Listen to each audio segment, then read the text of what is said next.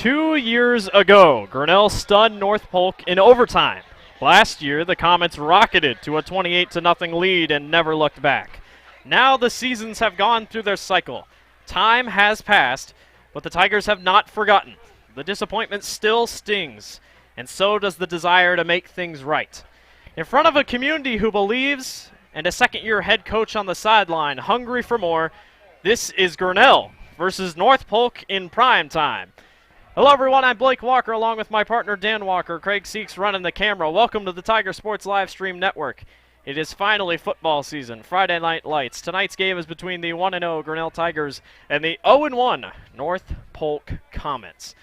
Well, last week, Grinnell went to Mid-Prairie-Wellman, got a 47-20 win. They look good. Aspirations are high. Anticipation is high. Everything is set tonight, and it's all laid out in front of Grinnell. The crowd's big. Everything's big. The biggest thing is, can Grinnell repeat what they did last week? Well, after they had the trip down to Wellman Mid-Prairie, I think there's a lot of questions going into this season of how this team was going to perform. Were we going to see a pickup from last year? Was the momentum going to be carried on? Coach Saucer brought into this program was energy, and that energy throughout the summer going to 8-on-8 camps for the receivers, linemen going off to football camps in different states, playing at the Division I level camps, getting that feeling of what it's like to play with other classes.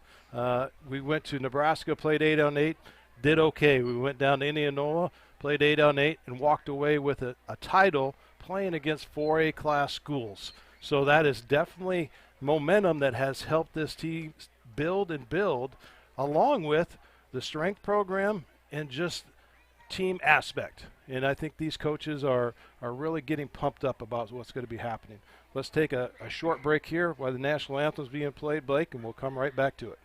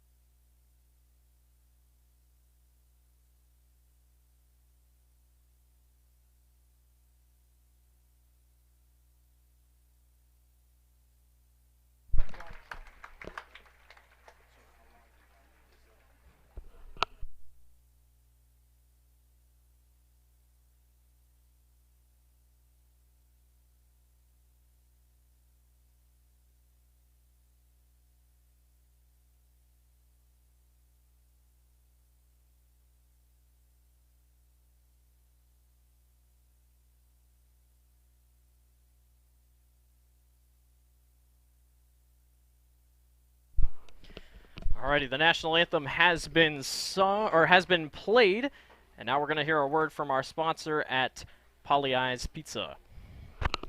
Hey there, I'm Joey Polly, third generation owner of Polly in Grinnell. Since 1957, we've been serving you the flavors you savor. Dine in, carry out, or pick up our frozen pizzas for a night in. Our promise to you? Everything is made from scratch, and we only use the freshest ingredients, guaranteed. Plus, get your kids signed up for our Pags Pals program to get free pizza and shirts. Visit pollyiesgrinnellia.com or ask your server how to sign up. See you soon at Polly's Pizza Grinnell on 5th Ave between Main and Broad Street.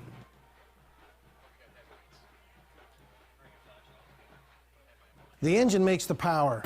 The transmission sends it to the drive shaft. The drive shaft turns the gears. The gears turn the axles. The axles turn the wheels. Together it's the powertrain. And only at West Finch Auto Plaza, every bit of it has a 100% warranty. Forever. No parts, no labor, no deductible. You can't buy it. It comes with the car whether you want it or not. Only at West Finch Auto Plaza, where you always get a great deal and a great deal more.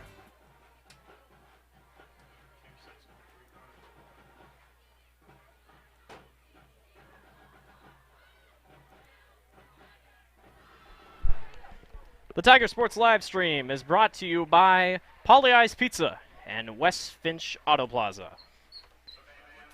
Well, last week, Wyatt Hunter was the talk of the town. He ran for 254 yards and 4 touchdowns on 31 carries. His longest touchdown was 53 yards. It was definitely one of the bright spots of Grinnell's first game against Mid-Prairie Wellman. And tonight, Dallas Sauser, the freshman, gets his second ever start as a high school football player. Last week, he had 238 yards and 2 touchdowns with his longest pass of 37 yards. But on North Polk's side, the Comets, they also have some firepower.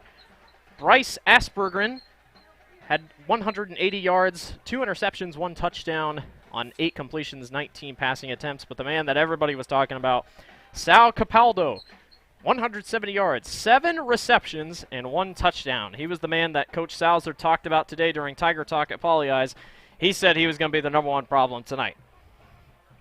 Yeah, I think as he called it out, it's kind of a double threat. It's not only on offense that receiving position he's in, but he also has the threat on defense and having the ability to find the ball when Grinnell's going to put it up in the air. So I think right now for the Grinnell Tigers, it's look at how they can attack this defense. They put a different twist on their defense. They run 5 defensive backs, and then they put in 2 linebackers and then a 4-man front. So the 4-man front's normal, but when you run those 2 linebackers, if you don't cheat those safeties or defensive backs up on the corner, that opens up some good possibilities for the Grinnell Tigers on that short tight end game, plus run and sweep. So I think that's what Coach Sauser has in mind of how he's going to attack this North Polk defense. Also, besides running back Logan Engebretson, also 27 carries for 116 yards. He had 1 touchdown on his resume. But all of that, North Polk did not win last week. They were at home, took on the Nevada Cubs, a 2A team,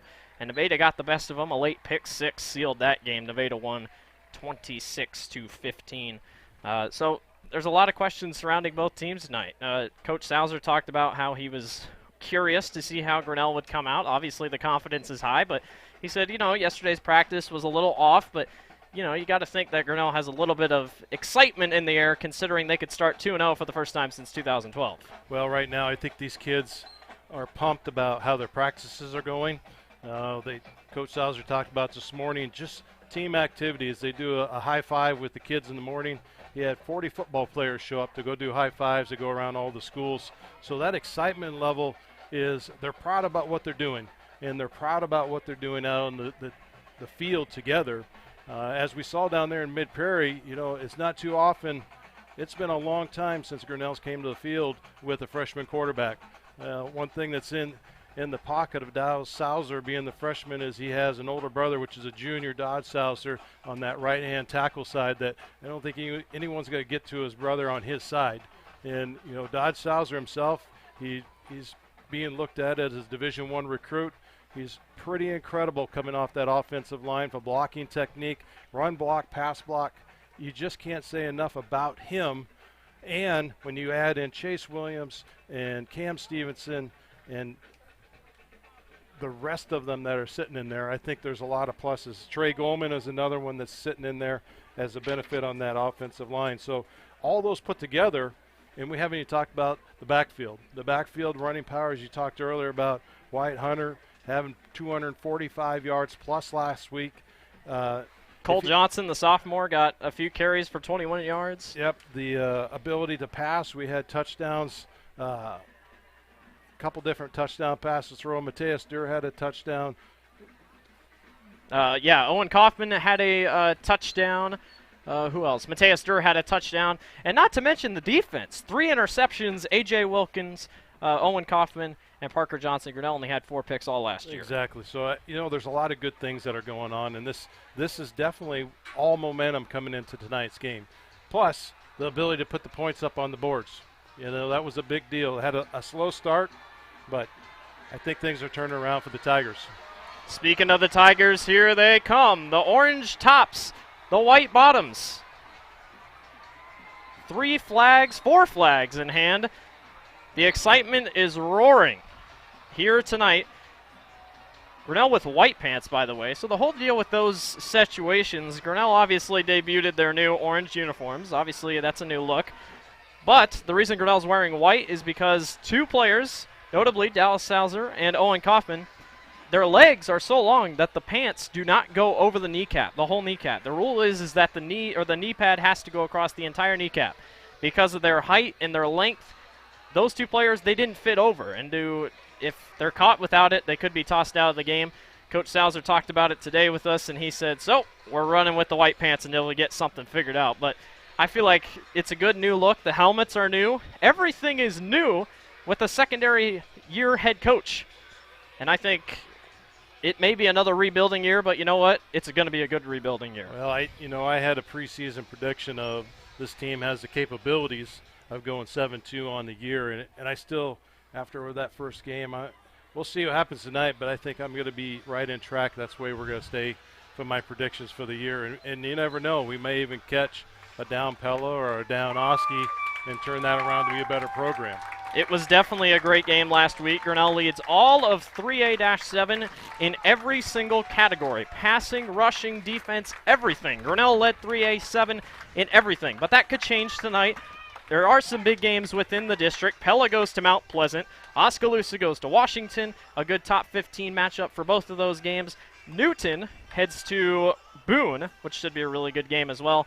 There's a lot of good games all throughout the district. We'll keep you updated on all of those throughout the night, as long as we can have time to go through. Also, we'll give out our sponsorships midway through each quarter and such as we go along. But we are just about 2 minutes away from kickoff. The captains are headed out on the field, and we're just about set to get underway in the 2019 home opener, Grinnell versus North Polk. Captains for the Grinnell Tigers this year is number 2, Cole McGriff. Number 12, his cousin, Owen Kaufman. Number 41, senior Preston Dodd. And lastly is number 75, Dodge Saucer.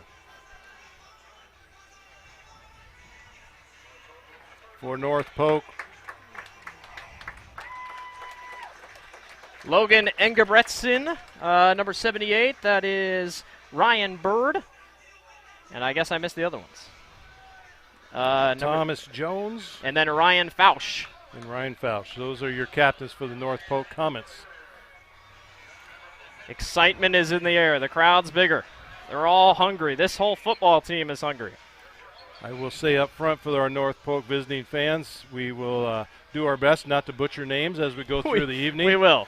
And I have to apologize right away. The roster, for those who are here at the ball game with us, the roster is not numerical order. So at some points we're going to have hesitation as we bounce around and try to find numbers and try to match up with people. But as always, I think we'll find common people who do a lot of the same stuff, and we'll key in on those numbers. So again, welcome for the North Polk fans out there listening tonight. And if you like to share this out there, you go ahead to the Tiger Sports Livestream Network website, which is www.tigerslsn.com, and we stream it live right on our website. And from there, you can actually click down the corner and get a full screen out of it. So it's a pretty good view.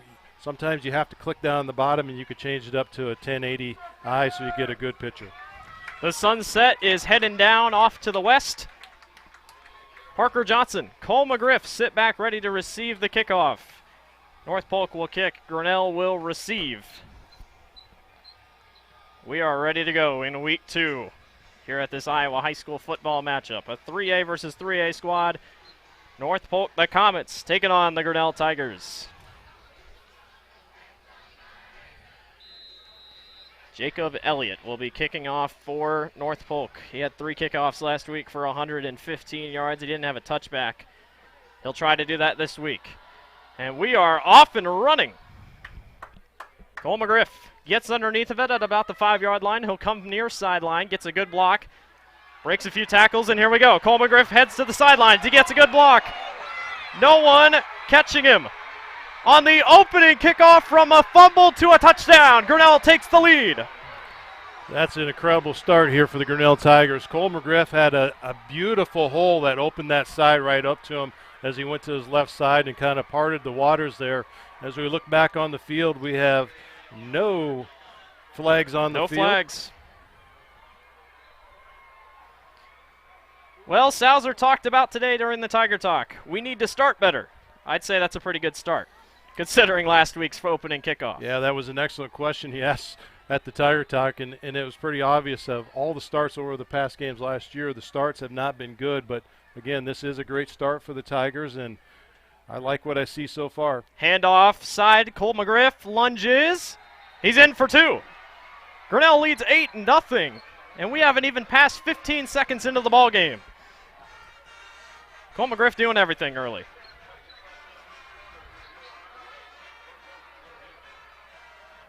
What great blocking on that opening kickoff for Grinnell. And already Grinnell sits with an 8-0 lead.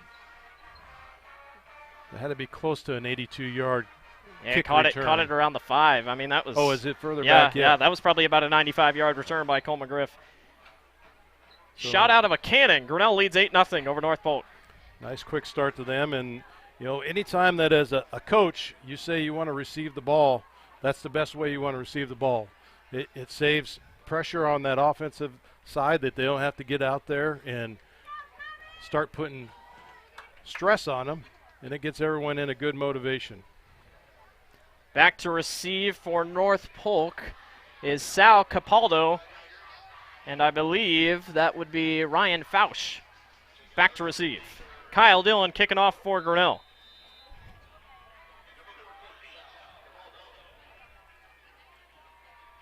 Dillon sends this one deep. Had a few touchbacks last week. Fausch will take it at his back in the end zone. They're going to call it down for a touchback. So out for North Polk, the quarterback, Bryce Aspergren. 8 completions, 19 pass attempts, 180 yards, 1 touchdown, 2 interceptions. A QBR rating of 118 last week against Nevada's defense. We'll see what he's got in store. The sophomore, 5'10", 160 pounds. The main 2 best players so far after last week are both sophomores. Watch out for Capaldo here on that side. Aspergren fires downfield. This is going to be a trick play. North Polk starts with their own trickery. Wyatt Hunter is going to come and make the tackle. That's number 7, Jacob Elliott, the senior. And North Polk opens with a little bit of trickery. We've seen that play before. Yeah, excellent. You know, they just looked at the open part of the defensive secondary there, and Grinnell just didn't honor that and kick back. It's a hurry-up offense. Handoff up the middle. This is going to be taken down for about maybe 3 to 4 yards. And Gebretson, the senior, 5'8", 165 pounds. He got the carry there. He's going to come out. Number 28, Thomas Jones, heads in. Jones had a pretty rough week last week. 8 carries for 11 yards. Couldn't find the end zone. But he sits in the backfield with Aspergren still at quarterback. In the gun. Aspergren fires short. This is caught by Elliott. He's met immediately and driven out of bounds by Owen Kaufman. 3rd down.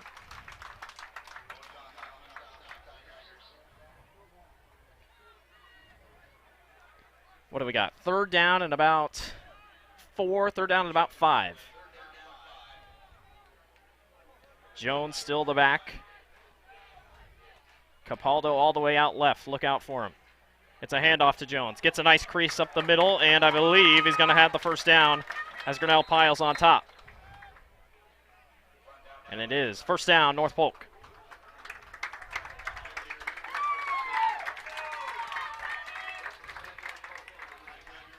North Polk is getting they're getting some good penetration off there. I think, Grinnell just has to break down and get underneath them. They're height-wise, Grinnell's defensive line's a little bit taller, so they just got to work at starting low to get the advantage.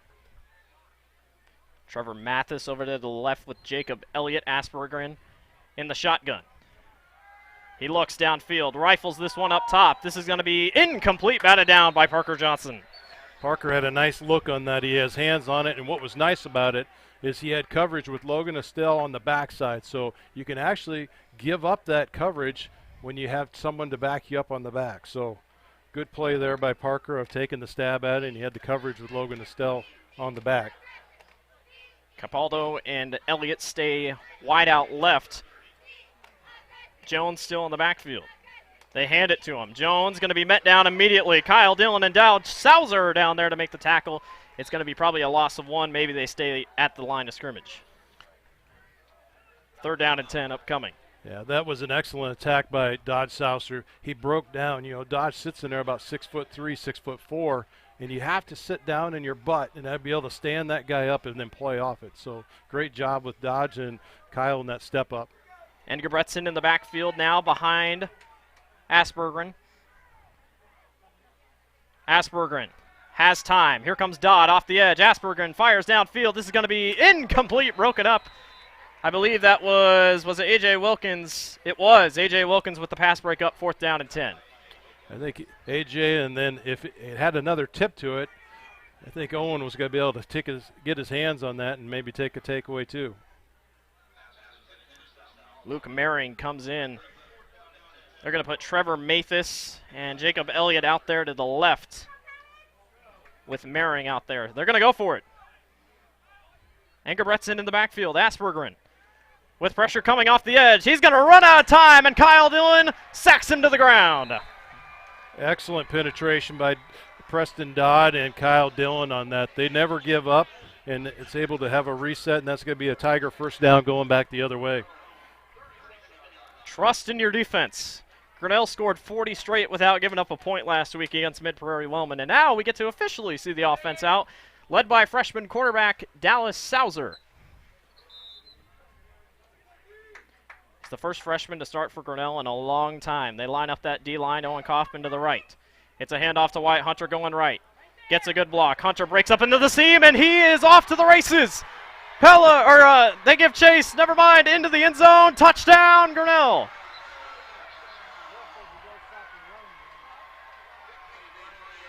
He's back. He did it again. I got so excited I said the wrong team. What a start. North Polk Comets were on the chase. Man. 14-zip. Tigers are up. That touchdown is sponsored by Marlene Johnson Farm Bureau. I apologize for the first one. Marlene Johnson is our sponsor for the touchdowns this year. Every touchdown that is scored, Marlene donates $25 back to the Grinnell Tiger Football Club. So thank you, Marlene Johnson, for that.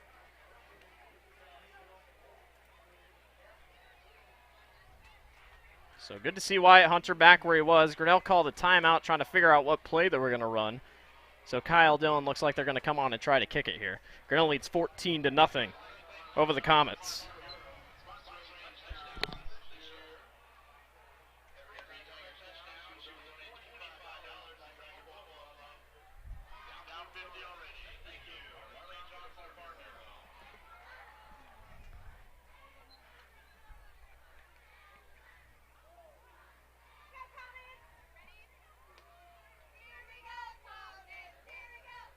So Kyle Dillon on to attempt the extra point.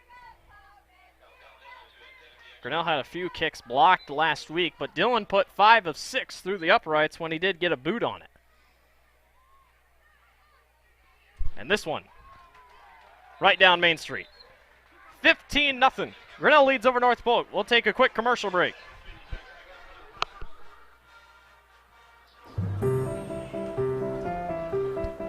This is a story about signs. It's also a story about people's experiences. The humble sign. They are everywhere. But signs are more than just a plaque on the wall, an arrow, or letters on a building exterior. Signs help you leave a legacy or start a new chapter in life. All those signs have to start somewhere, and that's where we come in. We're your trusted partner in everything signage.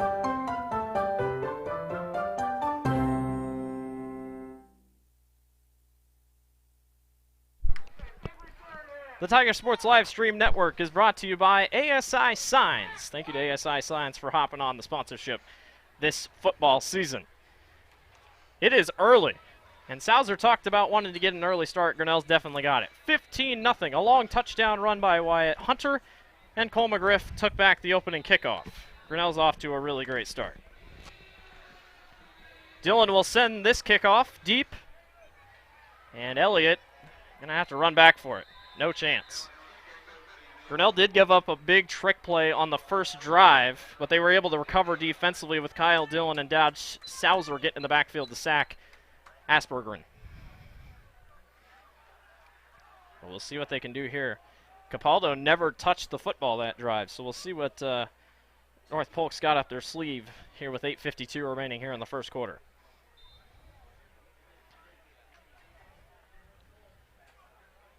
Aspergren hands off. Up the middle goes Engebretson, and Engebretson moves the pile a little bit farther, and they'll count him down at about 2nd down and 3.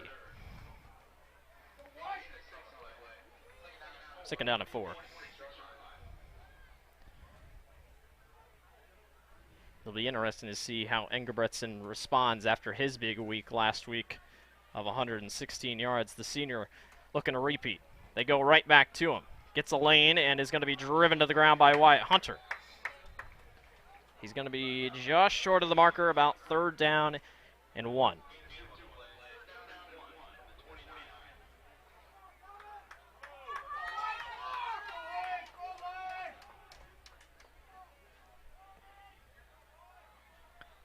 Capaldo out here with A.J. Wilkins on the near sideline. 2 wide receivers out to the left. Handoff again. Engebretson goes middle and fights forward. It's a 1st down, North Polk.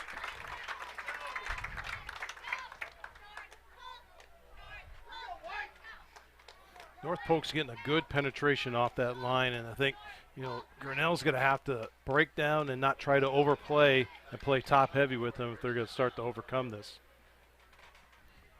On 1st down and 10. Handoff again to Engebretson, and he's driven to the turf. Boy, Grinnell's doing a really good job. Those linebackers getting in there and disrupting that running game. Wyatt Hunter and Eli Rose in on that tackle. Engebretson's still in at running back. He was out most of the drive there with Jones in for a little bit of it. Engebretson's still in the backfield. You have Capaldo out to the left with Jacob Elliott. Rolling out, firing over the middle. This is going to be caught, hauled in. A.J. Wilkins couldn't get there. That's number 89, Dylan Miners, the junior, 6-foot junior, 183 pounds. Good 1st down by North Polk. Nice stun on the far side, or it would be the Grinnell side of the field. Wyatt Dillon there. Aspergren with an early sense of confidence throws this one over the top of the intended receiver's head, Ryan Fausch.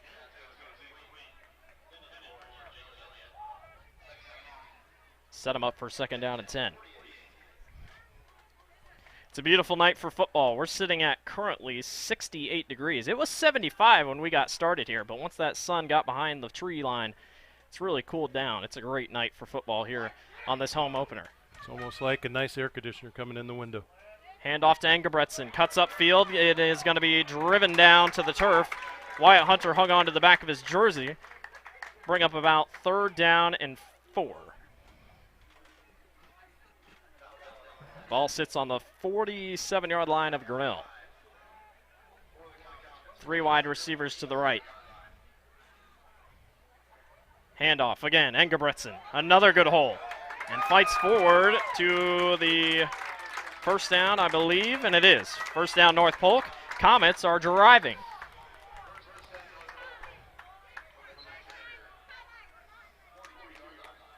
And really the only time last week Grinnell gave up their touchdowns, the first time Mid-Prairie got the ball at about the 25-yard line, and then the end with the starters. Ball's on the turf. Engebretson picks it up, and they're going to say his knee came down as he tried to pick up the football.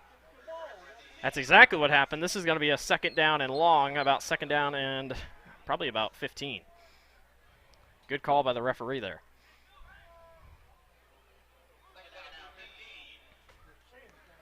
No huddle running tonight for both teams. Fausch comes to the right side of the field. They put Capaldo all the way out there on the left side. Which earlier Parker Johnson. we heard in that scouting report they like to hang Capaldo out opposite of twins or trips. Everybody sends the blitz, and he's driven down to the ground. That is Wyatt Hunter with the big sack. Asperger didn't even have time to think. Man, he's good on both sides of the ball. Linebacker and at running back. This is a third down and forever. They're going to call it third down and 25 for the Comets. After a drive that was going somewhere, they're starting to fall apart just a tad. So Asperger in on third down and 25. Hands off to Engebretson. Goes through a hole. He's tripped up. Good tackle by Eli Rose. And the drive comes short for North Polk.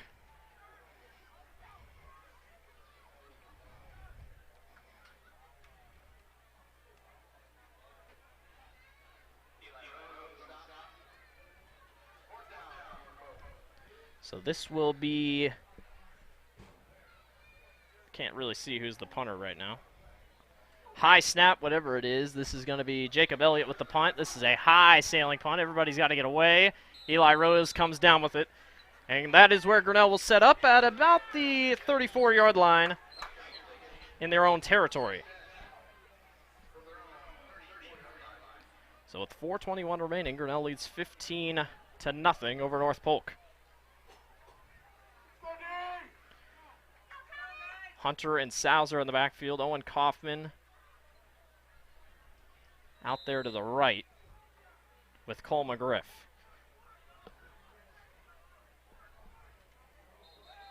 And we got a movement up on the line by Dodge. And Dodge knew it right as he did it. Yep, long count. You know, you hate to be the coach's son when you make a mistake, but. Moving back, first down and 15. And Grinnell's going to use another timeout. So we'll take a timeout with them. Grinnell leads 15-0 over North Polk.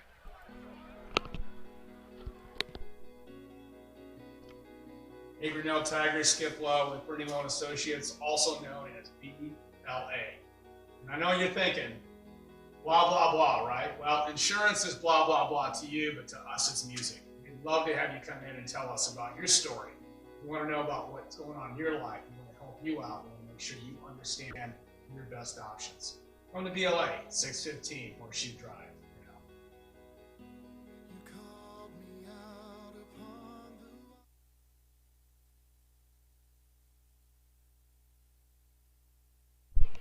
The Tiger Sports Live Stream Network is brought to you by Skip Lowe and Associates.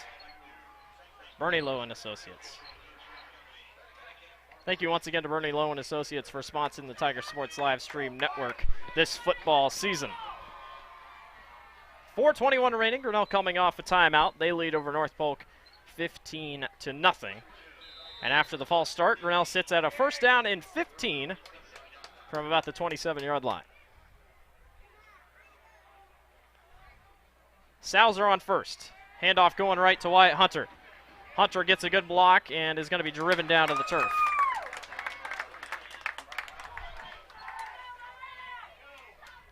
They're going to give him about 3 yards there. Yeah, second down and 12 upcoming for Grinnell. Quick hurry-up offense. That's what Grinnell likes to run. North Polk puts everybody up on the line. Handoff to Hunter. Moves the pile forward and falls down. That'll be a positive gain of about 4 or 5. Bring down about third down and 8.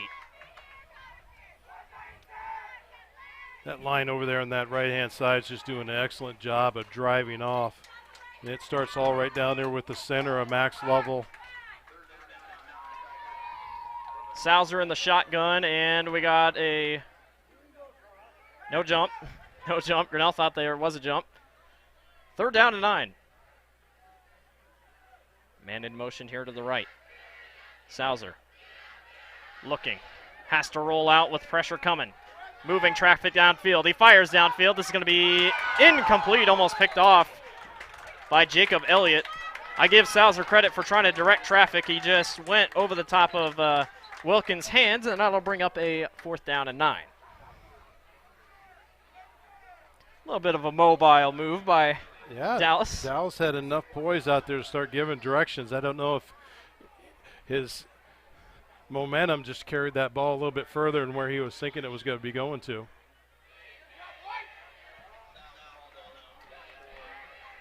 So this is Cole McGriff to punt for Grinnell. McGriff thought about faking it. Boots this one downfield. Capaldo jumps on it and is able to keep a hold of it. So North Polk will set up at around the, where are they going to spot him? About the 34-yard line? Yes, 34 yard. So they'll start in their own territory, and Aspergerin leads his offense back out onto the field. They've been able to gain positive yardage. They just haven't been able to finish their drives. Grinnell's defense has gotten in the backfield already for 2 sacks. It's creating pressure on the Comets. Yeah, every time that North Polk has the momentum that they start driving, they either have a mistake or a breakdown. And a lot of times I don't think it's really killing them as a breakdown, as they just can't get the receivers. We get the coverage set up correctly. Capaldo keeps it. Preston Dodd in the backfield to bring him down. He had 2 sacks last week. He's right back to where he started. Boy, this D-line loves getting to him. We set up on a 2nd down and about probably 16. 2nd down, 19.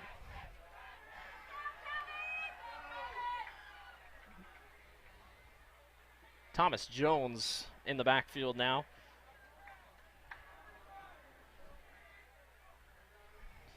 Handoff. Jones gets a crease and hung on to by Grinnell's defense and driven to the ground for a gain of about 1. Mesa Tigers in there, led by number 86, which I believe is Mateus Durr, and Kyle Dillon. Mathis and Fausch out left. Capaldo out right. Aspergerin in the shotgun with Jones to his right.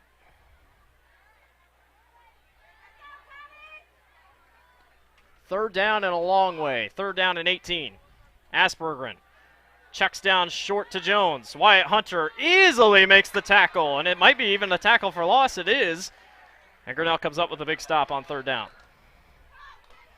I'm impressed.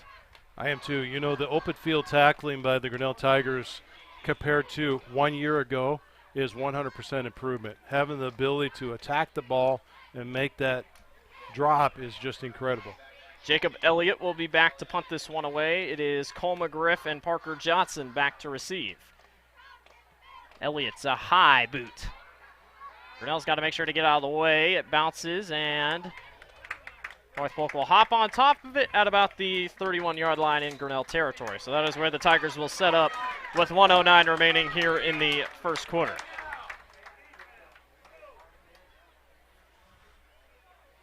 Currently, I think we've seen about every aspect on the running game of what Coach Sauser hadn't planned to throw at him. You know, right now it's when and if we're going to see that pass thrown at him. And, you know, he said earlier today that he would like to stick with the run as much as he could to really just throw the element. When they did need the pass, they could throw that element out there. Figure out what's going on. Cole McGriff comes in motion. Handoff. Hunter gets a crease up the middle and falls down for a gain of positive yardage. Give him about 5 yards. Anything on the ground works.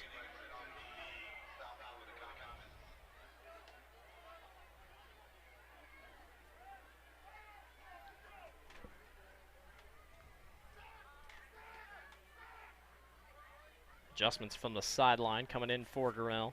Hunter moves to the right of Sauser. He's got Wilkins here on the near sideline.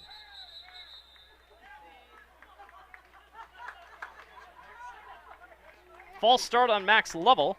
That'll push Grinnell back a little bit farther. Give him right back to where they were at 2nd down and 10.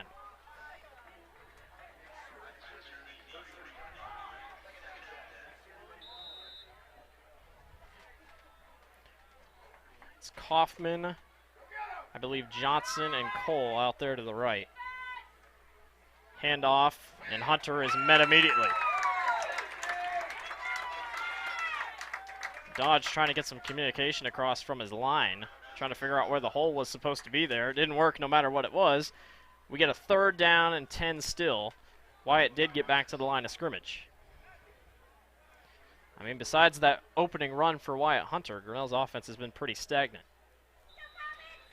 They'll let this one fall the quarter. We'll take a quick commercial break. Grinnell has the lead, 15-0 over North Polk. Tomorrow, some fear the uncertainty it brings. Some trust the promise it holds. At Grinnell Mutual, we are always looking forward to tomorrow, growing and innovating. So even if the plans you have for the future aren't the same as the plans the future holds for you, you can be ready. Because we'll be ready, like we have been for over 100 years. Trust in that. Trust in tomorrow. Talk to a Grinnell Mutual agent today.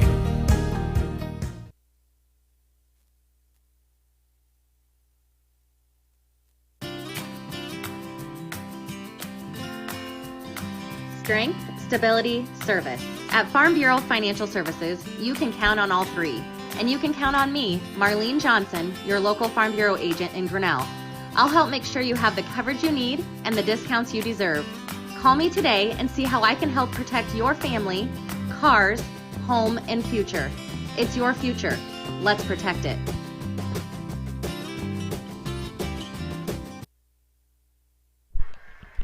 The Tiger Sports Live Stream Network is brought to you by Marlene Johnson, Farm Bureau Financial Services, and Grinnell Mutual. Welcome back. We're in the 2nd quarter. Grinnell leads 15-0 over North Polk. And we have a 3rd down and 10 upcoming for the Tigers offense. So Sauser on 3rd and long. Looking. Loads over the middle. Intercepted. North Polk jumped on top of Parker Johnson's route, and the Comets have their first turnover of the night. They didn't have an interception last week. They got it back here. That is number 30, Jacob Bloomquist, the sophomore, came away with the play there. Right idea by Dallas, just a little bit of a poor execution. Yeah, Dallas had a nice look, but right there, that's where those 5 defensive backs with that safety, it's going to pop up on you. It's like having a mystery man come out of nowhere. So you're looking at 2 D-backs or 2 corners and then a center safety that could crowd that inside just like that. So he's just got to have to take a time, good look. He had time back there and play forward. Aspergren and Engebretson in the backfield. Capaldo is over here near sideline. He checks down short, and Engebretson cannot come down with the short dump off. Engebretson really has been stuffed tonight. Just really short gains of about 3 to 4 yards. They haven't really been able to get him going. And Capaldo hasn't even touched the football yet. And after the impressive week he had last week, you'd assume he'd maybe be getting a few more touches, but A.J. Wilkins has done a really nice job locking him up all night. Yes. Let's hope we don't jinx that. Fausch and Capaldo over here. Aspergren, low snap. And it's a missed handoff. Grinnell jumps on top of the football. Is it Grinnell football? Thought I last saw an orange jersey jump on that. We're going to count it down. North Polk jumped on top of it. It was a misdirection handoff. North Polk didn't know where it was going. So we sit on 3rd down and 10. No substitutions by North Polk. Grinnell's been able to really kind of hold North Polk steady here, but on a 3rd down and long, we'll see if North Polk gets a little tricky here. Engebretson to the right side of Aspergren. And we got a jump on the O-line. This is going to push this back 5 yards. Few penalties for both sides tonight so far. Well, some of it I think we have to look at. We are just at game 2. In theory, a lot of these kids only have 18 days of practice or 19 days of practice underneath their belt. So walking up to that big front and figuring out what you're going to do. Aspergren outside. Fausch breaks a tackle, heads upfield, and driven to the turf by Mateus Durer, but he is going to be short of the marker. Look for a 4th down coming up here to go for it. Fausch made a really nice little move, got upfield, made something out of nothing. A little bit of over pursuit by Eli Rose. He had the ability to break down, but he was coming at him so fast that his momentum carried right past, and he couldn't break down and get a good seat on him to get that tackle. North Polk might not want to risk it, but look for the fake here as Elliott back to receive the punt. High snap, gets a good hold of it, sends this one high in the Midwestern air. And Cole Johnson bobbles the snap. Did North Polk hop on top of it? No, they didn't. Close. Close. McGriff hop on top of it no matter what. So Grinnell will set up deep in their own territory. I'm looking at probably, where are they going to put this? About the 12-yard line, 13-yard line? Yep, 13-yard line is where we're going to sit. So on first down and 10 with 10:20 remaining here in the first half. Grinnell has two wide receivers here near side with Dallas Sauser in the backfield with Wyatt Hunter.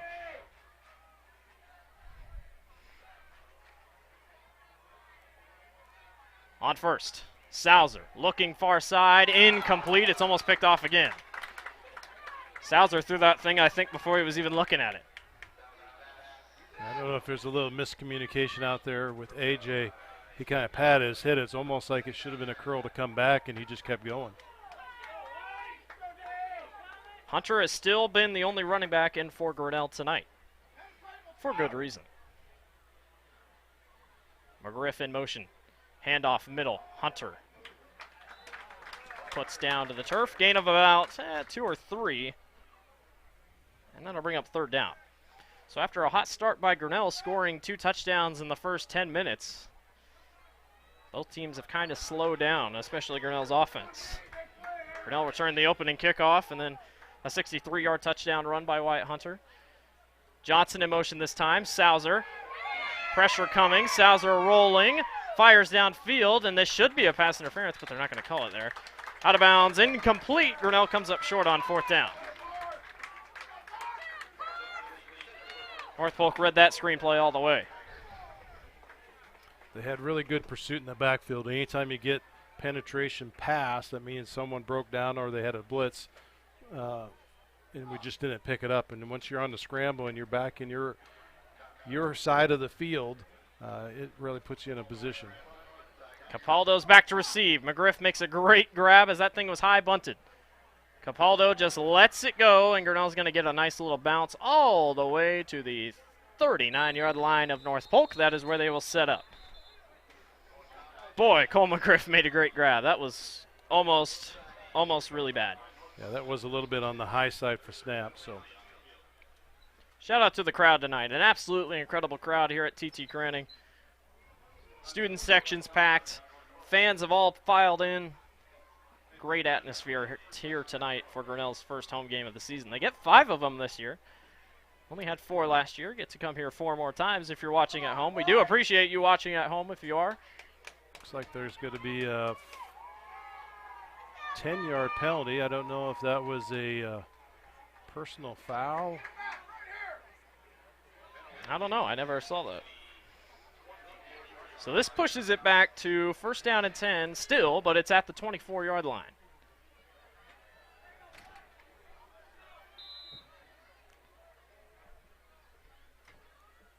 Bunkers back there. Aspergren hands off up the middle and driven down to the turf. I'm not really sure who that was. Preston Dodd, I believe. Yeah, Preston Dodd made the tackle. I don't know who was running there. That was number 30. That was Jacob Bloomquist.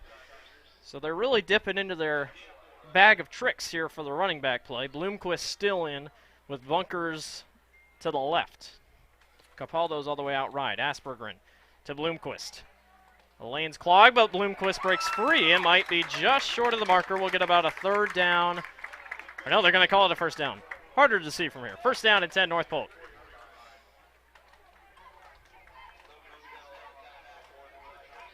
These poor chain gains, all this hurry-up offense. Got to move real quickly. First down and 10 with 8:46 remaining here in the first half. Bloomquist still in the backfield. Aspergren in shotgun to Bloomquist. Gets the call. Sauser couldn't hang on to him. Grinnell's defense with Cam Stevenson there stands him up. Gain of about nothing. Boy, Salzer got one hand over top trying to make that tackle. Couldn't quite get there, but Grinnell's able to come up with a pretty good stop on first. Bring it second down and about 9 or 8. Second down and 8.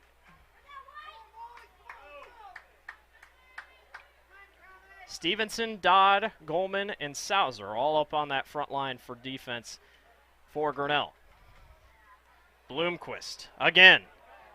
Good open field tackle for Grinnell. Drives into the turf. That'll bring up third down and about 6. Eli Rose and Wyatt Hunter in on that stop.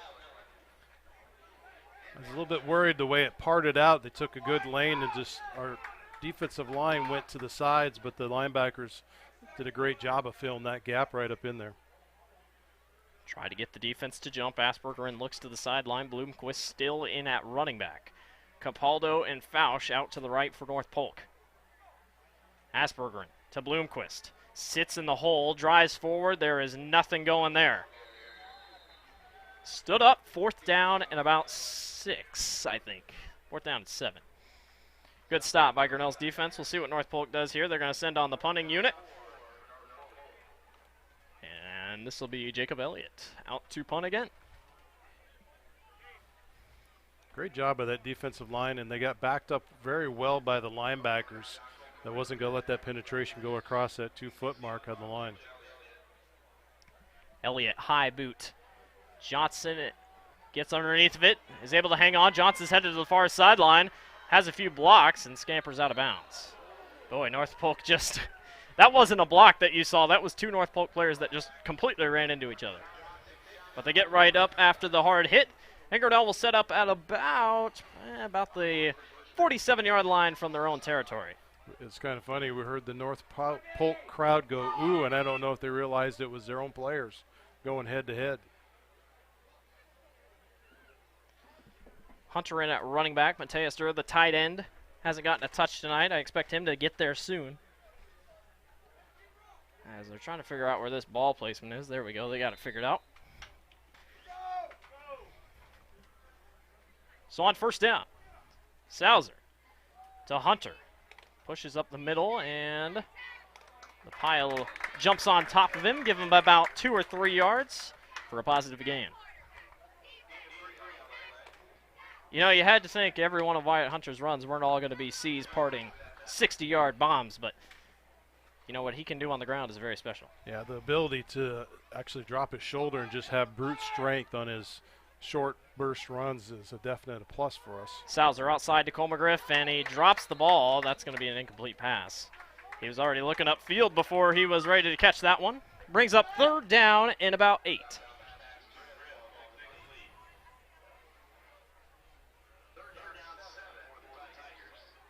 Yeah, third down and 7 with 6:10 remaining here in the first half. Grinnell up 15-0 on North Polk.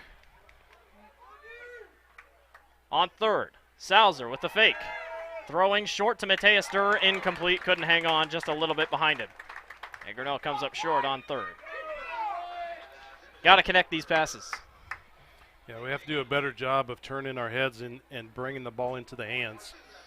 The ball, I give Dowse credit for a small guy. He has quite the zip on that ball, but for these receivers, they're just going to have to get their hands and follow the ball into their hands and know where it's going. Look for a little pressure maybe on North Polk on this side. This gives them an opportunity to get a ball at a good place on the field if they make a good rush at it. Capaldo back to receive. He's just going to wave everybody off, and it takes a bounce into the Tiger end zone. Cole McGriff a little disappointed with himself, but this thing will come out to about the 20-25 yard line, and that is where North Polk will set up. Typically for Cole McGriff, he's more of a rugby-style punter. But that punt came off, really has a beautiful punt. Nice spiral, long carry, had some hang time to it. Another running back in, Logan Engerbretson. Back in the backfield, Aspergren still here at quarterback. Mathis and Fausch here on the near sideline with number 27, that is Luke Maring, and then Capaldo's all the way out there far sideline. Aspergren looking. Pressure coming. Steps up in the pocket. Stevenson couldn't get there. Smart move by Asperger to slide. Took a slide before he got taken off at the shoulders by Eli Rose, I believe, was stepping up on that far side. I got to say, though, they're getting pressure on the quarterback. That's really what matters. Don't give Asperger time to throw. He threw 19 times last week. On 2nd down and 11. Asperger outside. Fausch. Good open field tackle by number 25, Logan Estelle. And it's about a gain back to positive yardage. Let's just say that. It's going to be about 3rd down and 8, 3rd down and 7 for the Comets. Well, I've talked time and time before about what a wrestler's ability is to have a single field, open field tackle, and Logan had a few that were outstanding last year, and he's picking right up as a senior leader, one of the few senior leaders on this team this year. Engelbretson back behind Aspergren. Look out for Capaldo. Aspergren looking. Here comes pressure. Salzer drags him to the ground. What an absolute beautiful play by Trey Goldman. It was not Salzer, Trey Goldman, excuse me. And that's going to count as a loss of yardage, bring up 4th down and probably about 4th down and 11. Boy, Trey Goldman almost grabbed on the jersey and just single-handedly just pulled him right to the turf. Yeah, great job there. And, you know, a lot of times those shirt-tail tackles, you just, how much can you hold on for? And he made the ability to hold on and keep a nice fist and had coverage coming up behind him. Elliott, another high boot, but this thing's headed to the sideline. Not a great punt. It's going to take a backwards bounce, and North Polk hops on it. Great field position for Grinnell to start. Let's see where they put this thing. I think we're looking at right about the 30-yard line almost. That's where they're going to put it. 30-yard line is where Grinnell will start. Great field position. The offenses have sputtered ever since an explosive start. We'll see if Grinnell can put something together here.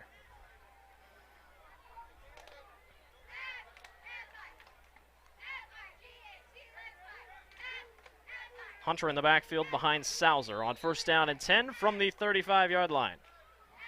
Salzer. Hunter gets the call right. Good blocking. Hunter heads up field and is driven down. A great gain. Give him about 6. Good to see the blocks form up like that. Yeah, nice drop of the shoulder by Wyatt Hunter as he come off that right-hand side. Excellent blocks from Dodge Salzer there. He ran his guy just to the direction outside the pole. A little high of a snap. Wyatt Hunter tries to break it out to the outside, and there's going to be a holding call plus a loss of yardage. And that play just didn't work out for Grinnell. Yeah, I think they're going to catch Mateus Dura on a little bit of a hold, even though he was working his hardest to try to get in front of those shoulder pads. But once you drop to that side, they're going to get you every time. So we're going to have a loss of yardage after the holding call. That'll push Grinnell back quite a bit here. We're looking at about a 2nd down and 20.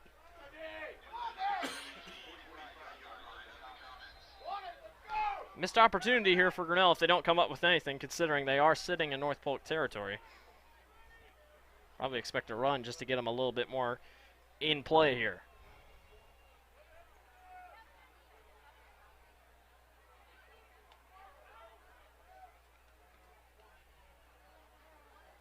Hunter gets the call on 2nd.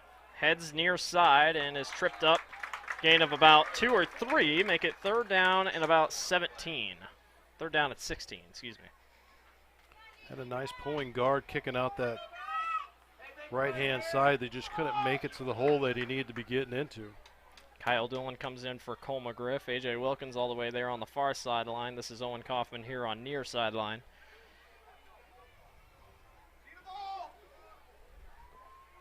On 3rd down and 16 from the 41-yard line. Salzer, high snap. Salzer just slides on the football, and it's going to be a big loss, and Grinnell comes up short after a good opportunity to maybe move the ball. So this will be 4th down and forever. Grinnell's going to bring on the punting team. I give credit to North Polk and Tim Tebrink, the first-year head coach. His defense has really adjusted ever since Wyatt Hunter's 63-yard touchdown. Don't hand this game over to anyone just yet. This is a really good game we got going on here. McGriff sends this one deep. This is a great punt. Capaldo's just going to let it go. And takes a really nice bounce, and Grinnell hops on top of it down at about the 3-yard line. Great play by Logan Estelle to go down and get it. Nice recovery from being at a 4th and 32. Yeah.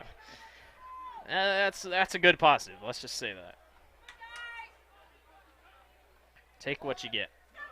So now the Comets sit way back in their own territory. This is Dylan Miners in the backfield there for North Polk, and now Engebretson actually back there. Miners sits here in that tight end position.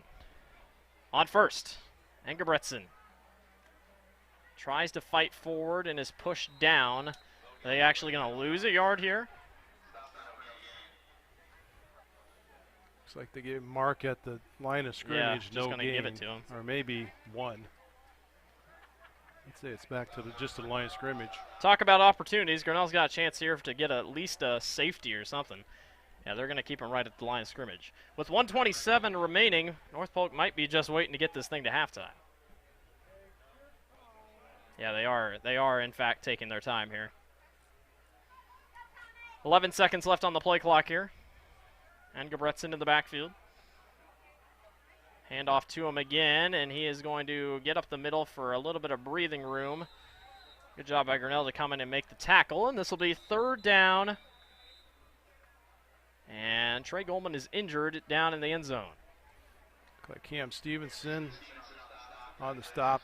Owen Kaufman come up and took a nice little carry off on that to finish it off. Kelly Rose, Ryan Dolby Albright run out there, the trainers for the Grinnell Tigers. Let's go ahead and take a Quick commercial break. Hey there, I'm Joey Pollei, 3rd generation owner of Polley's in Grinnell. Since 1957, we've been serving you the flavors you savor. Dine in, carry out, or pick up our frozen pizzas for a night in. Our promise to you? Everything is made from scratch, and we only use the freshest ingredients, guaranteed. Plus, get your kids signed up for our Pags Pals program to get free pizza and shirts. Visit polleisgrinnellia.com or ask your server how to sign up. See you soon at Polley's Pizza Grinnell on 5th Ave between Main and Broad Street. The Tiger Sports Live Stream Network is brought to you by Polly's Pizza. Thank you, Polly's, once again for sponsoring the Tiger Sports Live Stream Network and being a longtime sponsor with us. Also, So thank you to Grinnell Mutual for being our scoreboard sponsor for the football season. Yes. Trey Goldman did come off the field on his own power. And we set up for a 3rd down and 8 at about the 6-yard line. North Polk obviously trying to get this thing to half so they don't have to worry about getting a safety here or giving up a safety. Because I guarantee they also don't want to be punting. But this is also a good opportunity to maybe get Grinnell sleeping here.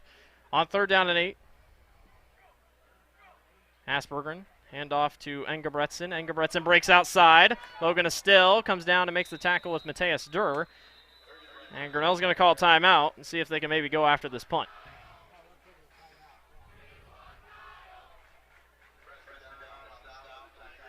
Well, as they take a timeout, we'll take another The commercial engine makes break. the Get a word power. from our sponsor. The transmission sends it to the drive shaft.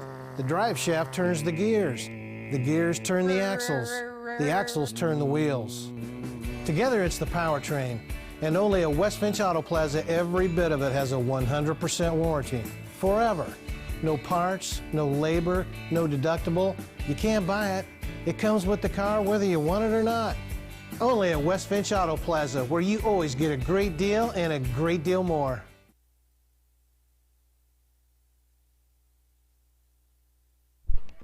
The Tiger Sports Live Stream Network is brought to you by West Finch Auto Plaza.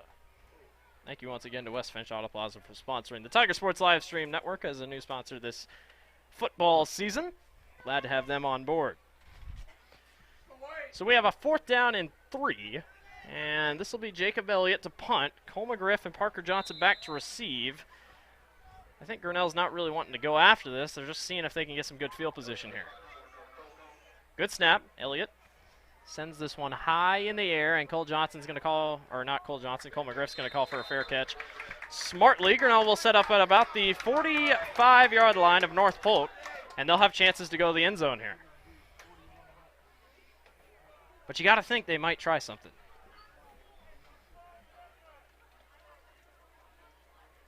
If you're tuning in to the first time tonight onto the Tiger Sports Live Stream Network, chime into our YouTube channel. We have the live chat running. Also, give us a thumbs up if you like what you see, or subscribe to our channel. Everything will be brought to you on a notification when we go live. So Sauser on 1st down and 10. Back to throw. Sauser rifles this one downfield and overthrows Owen Kaufman. Couple of score updates here. Pella leading 27-7 over Mount Pleasant. I did not see that coming. That is at Pella, correct? Mount Pleasant. It's at Mount Pleasant. Solon up 21-0 over West Liberty. Couple of 3A teams. West Marshall up 7-0 over PCM. That's a big game. And Washington leads Oskaloosa 15-6. We'll give you more scores as the half goes on. 2nd down and 10 from the 45. Sauser, high snap. Looking, steps up in the pocket and tries to direct traffic. Throws this one upfield. It is going to be caught near the sidelines. It's A.J. Wilkins. How about that grab? 1st down and 10, but Grinnell's got to hurry up. They got to set the chains, get going. Maybe they might spike it here. We'll have to see. I like this little bit of direction giving that I see out of Dow Sauser. He points his finger. He knows what he wants to do with these receivers, and they respond well. Clock hasn't started yet. 1st down and 10 from the 18.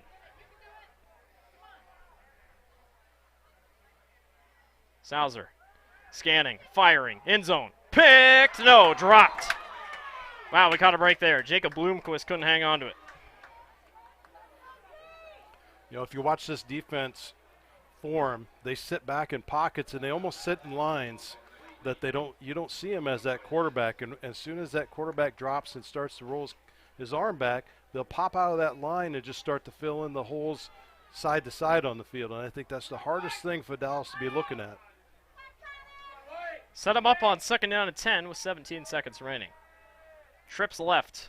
High snap, ball's on the turf, and North Polk hops on top of it. So the Comets get away with a little bit of a threat by Grinnell's offense. Sauser kind of hesitated to jump at the pile. So North Polk probably just going to knee this thing out with 14 seconds remaining here in the first half. Great first 10 minutes. Grinnell just hasn't been able to get going here. But, I mean, their defense is still playing great. We'll see if they try to take a shot here. They got trips wide receivers here to the near side. Aspergren in the shotgun, looking. And ahead upfield to Fausch. And Fausch steps out of bounds, and now you got 8 seconds. North Polk can put together something a little better here. There was a blunt hold right out in front of the press box here. I can't believe they missed it. Set them up on 1st down and 10. Clock down to 6 seconds. You got to send everybody deep here. Capaldo here on the left side. You got Mathis out there with Fausch out there. And North Polk's just going to call timeout here. Take a timeout with them.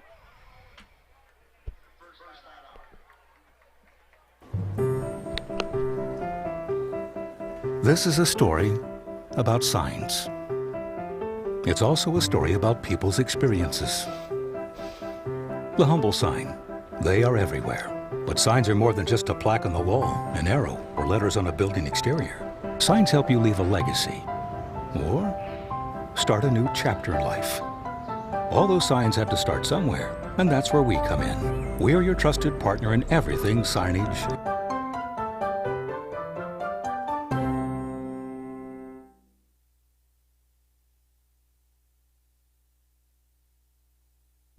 The Tiger Sports Live Stream Network is brought to you by ASI Signs. Thank you to ASI Signs for sponsoring our network. Well, we have a 1st down and 10 at the North Polk 46 with 6 seconds left. Expect a try to the end zone here. Another score update, by the way, in 3A7. Knoxville leads 21-0 over Sadell. All right, so you got Mathis, Fausch, and a few others. Aspergren checks down short, incomplete. Boy, I thought AJ was maybe going to jump on top of that thing. Give it 3 seconds left here in the first half.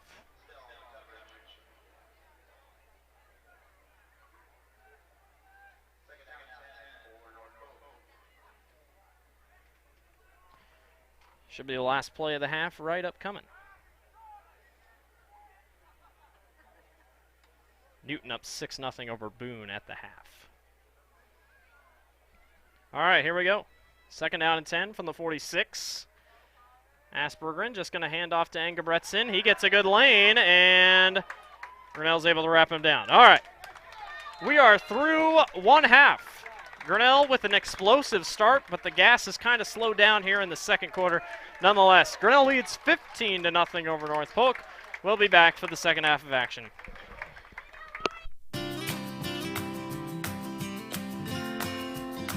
Strength, stability, service. At Farm Bureau Financial Services, you can count on all three. And you can count on me, Marlene Johnson, your local Farm Bureau agent in Grinnell. I'll help make sure you have the coverage you need and the discounts you deserve. Call me today and see how I can help protect your family, cars, home, and future. It's your future. Let's protect it.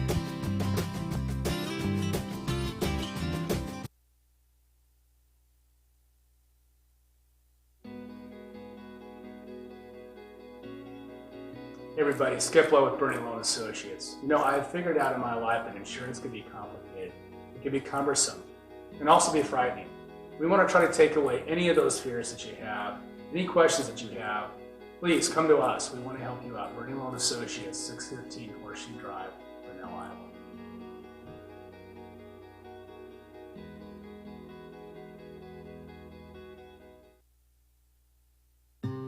When I took over this farm from my dad, I knew our future success required making major changes in our operations. That meant adding acreage, more and bigger equipment, investing in powerful technology, hiring employees. We even started a seed business. Fortunately, working together with Grinnell Mutual and my local mutual insurance company, my agent was able to cover everything, giving us more trust in tomorrow.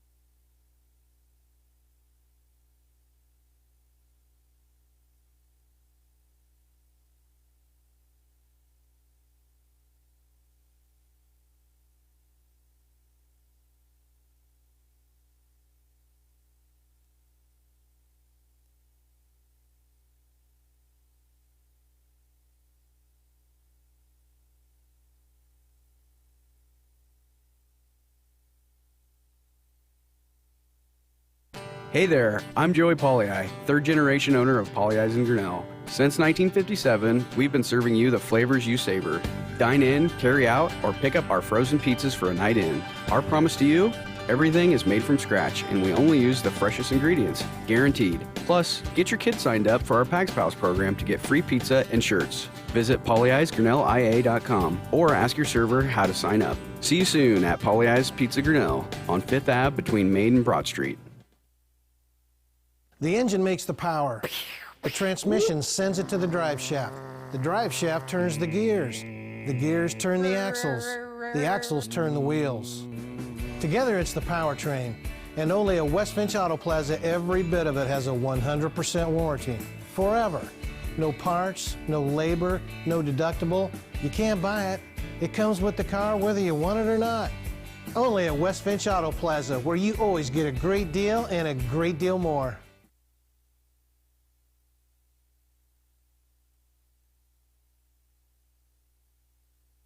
Big signs, little signs, ADA, routed, dimensional, digital, environmental graphics, monument, donor and history recognition.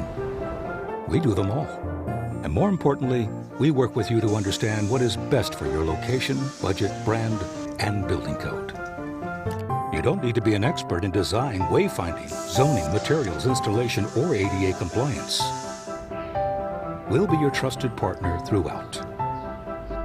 Because signs do more than point the way. They help the world make sense.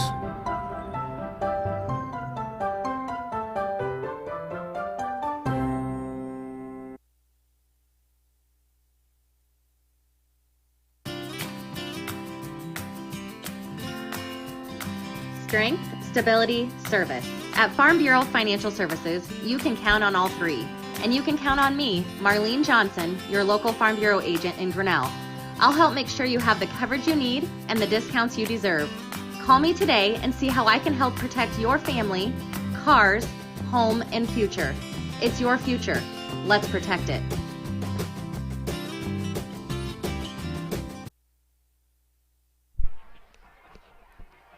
Tonight's Tiger Sports Live Stream Network broadcast is brought to you by ASI Signs, Polly's Pizza, West Finch Auto Plaza, and Marlene Johnson Farm Bureau Financial Services. What a first half. Grinnell leads 15-0 over North Polk. Here's some unofficial stats, because if I just told you these, you wouldn't believe me that Grinnell was leading. On the ground, Grinnell has 77 yards rushing, and North Polk has 63. Passing, North Polk has 72. Grinnell has only mustered 27 yards in the air. Total yards, North Polk actually leads 135 yards, Grinnell 104. Grinnell's only got 2 first downs to North Polk's 7. Grinnell's turned the ball over twice. North Polk hasn't.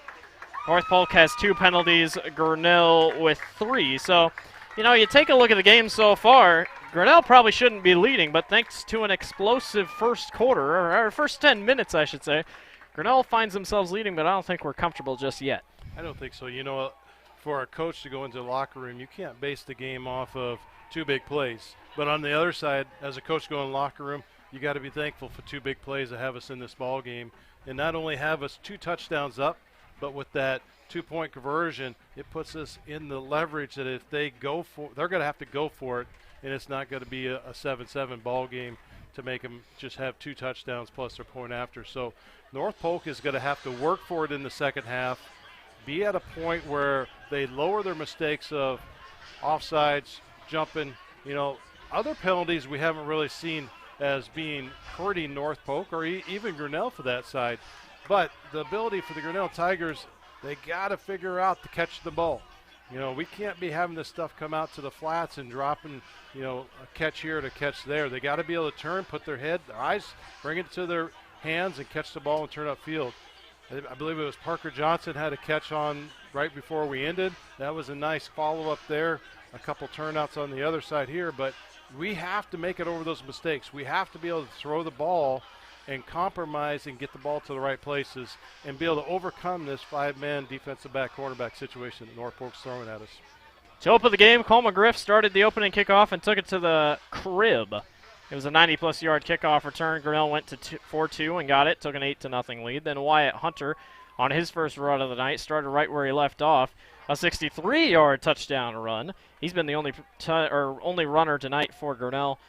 Grinnell leads 15-0 now over North Polk. The defense has had opportunities to get stops, and they have offensively. Grinnell has had opportunities. They were even down in North Polk territory, but a missed snap there at the end of the second half, or the end of the first half, set Grinnell back, and that pushed him out of sequence. So Engelbretson, he has not really done much on the ground after last week. It's mostly been just a lot of passing. I mean, technically, Fausch has had a pretty good night on the air. What else? Oh, Sal Capaldo has not even touched the ball tonight. It's just mostly been a lot of checkdowns for both teams. Bryce Aspergren, he also has touched the ball a little bit. Obviously, quarterback, he's slinging the rock around pretty well. But with 2 turnovers, Grinnell still leads, and they'll see if they can keep it like that in this second half as North Polk will receive. Yeah, one thing that does scare me was that last halfback draw right up the middle. You know, Grinnell was not prepared for that, and you can't have those mental breakdowns with 6 seconds left in the half and have a 28-yard run on you. They could have easily, if you didn't have a safety and a linebacker fall back in and cover that coverage, we would have had a touchdown right before the end of the half. So Grinnell's just going to have to break down, play smart football, and go back to the basics of how they started the ball game. Quick start. We need a quick start out of this second half. Capaldo and Fausch are back to receive for North Polk. Kyle Dillon will kick. Both sidelines are back amped up. We're 1/2 away from crowning a Week 2 winner. Kyle Dillon sends this one deep, and we are off and running here in the second half. This will be taken here by Fausch. Cuts to the near sidelines. Good block over there by North Polk, and Fausch is driven down to the turf by, I believe, Mateus Durr. And that is where North Polk will set up shop at about the, what are we looking at? 25-yard line. Okay, tough to, is it 25? Yep, 25-yard line. Set up shop. Nice pursuit there by Mateus Durr on that special team coverage. You know, the ability to get down and break down. Mateus put some weight on this year, but he has the strength to stand right behind that weight. So excellent job on that special team coverage. Plus he's right back there on that defensive line for us. Aspergren hands off up the middle. Engelbretson driven down. Nice drive by Eli Rose to hang on a little bit. We do have a late flag here. This might be holding on Capaldo, maybe. We'll see what they call here. Can't tell what it was. It was after the single leg was grabbed. Face mask on Grinnell. Give it 15 yards and an automatic first down for North Polk. Well, we talked about penalties being a problem. There's Grinnell's 3rd or 4th, I believe, on the night. So, well, that's one that's a mental breakdown right there, because when you have a good grab like that, you just can't turn around and have that type of mistake. Misspoke. It's a first down in about 5. Engelbretson gets a lane. Another flag. He's driven down again, caught by the leg. This time Wyatt Hunter, and this might be coming back for a holding. Or hands to the face. It is hands to the face for North Polk. You don't see that a lot. No, so to be honest with you, I don't quite understand if that was a face mask on the last one. Of being just a 5-yard penalty. Huh. So now we push back for a first down and 20 from the, what are we looking at, 15-yard line? No. Looking about the 18, 17-yard line is where they're going to set up shop. So first down and 20. This is the 3rd straight first down play. Engelbretson into the backfield. Aspergren handed off, and we have another flag. Engelbretson got to the right side. I think we might get another holding call, maybe. I couldn't tell if it was a holding or a chop block back here. And a holding on the offense. Pushing back 10 more. We have a first down and 30. You know, the Bears game last night, there was a first down and 40, and we thought that was weird. North Polk sits at a first down and 30. That was the Bears. That was a pretty bad game. I'm not a fan of either team, but a game of defense is what that was. First down and 28 from the 5. 8-yard line. Engebretson gets the carry. He's headed right, has a few good blocks, and is driven down. And guess what? I don't think there's a flag on this play. Nice pickup just to get him within 8 yards of the first set original down. They're going to call Owen Kaufman the safety. He came all the way down and made that tackle. Set him up for second down and 17. That was a nice about 10-yard gain by Engebretson. Aspergren. Handoff to Engebretson and drives the pile forward. Give him about a positive gain of about 5 yards. Almost brings it back to the original line of scrimmage. We set up for a 3rd down and about 12.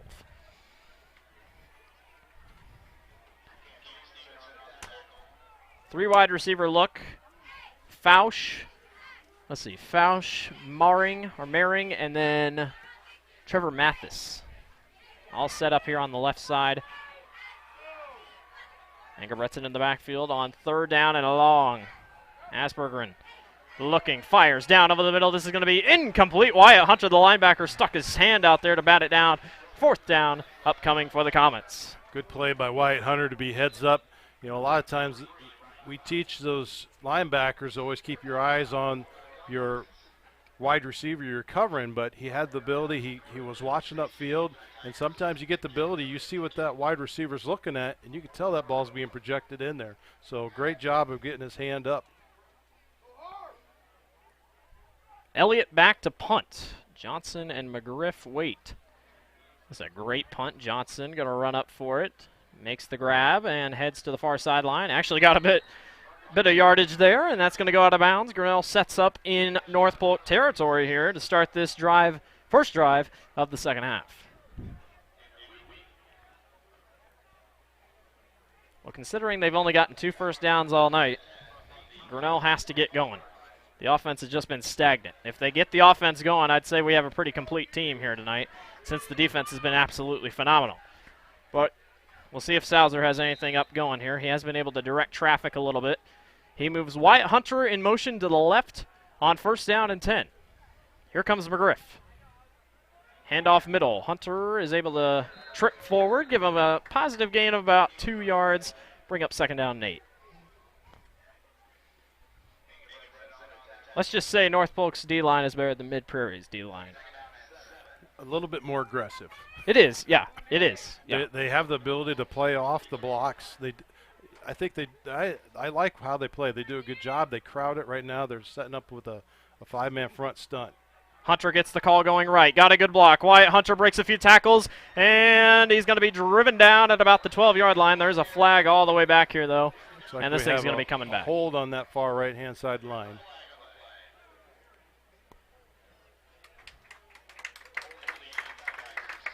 Bring it back.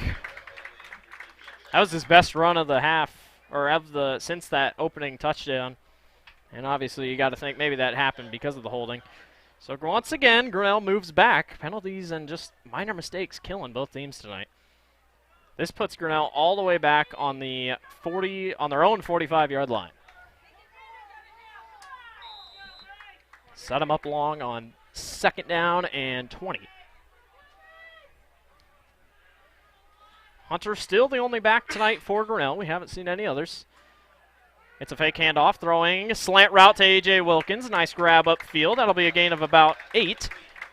Bring up 3rd down and about 12. 3rd down, 13, actually. You know, they were able to hit that slant route last week, and I say it works pretty well, especially with A.J., the agility that he has. Well, if you watch this North Polk defense, how they set up, if you could get the transition to hit it right, you might have to call the audible, but I think it's open more than what you think. It's just dependent on how those cornerbacks pull back. 3rd down and 12 from the 48 of North Polk. Salzer loads downfield. Owen Kaufman makes the grab near the sidelines, and it's going to be a 1st down to Grinnell. He almost did a box out. Loves basketball. Folks, that's a Tiger 1st down. That works.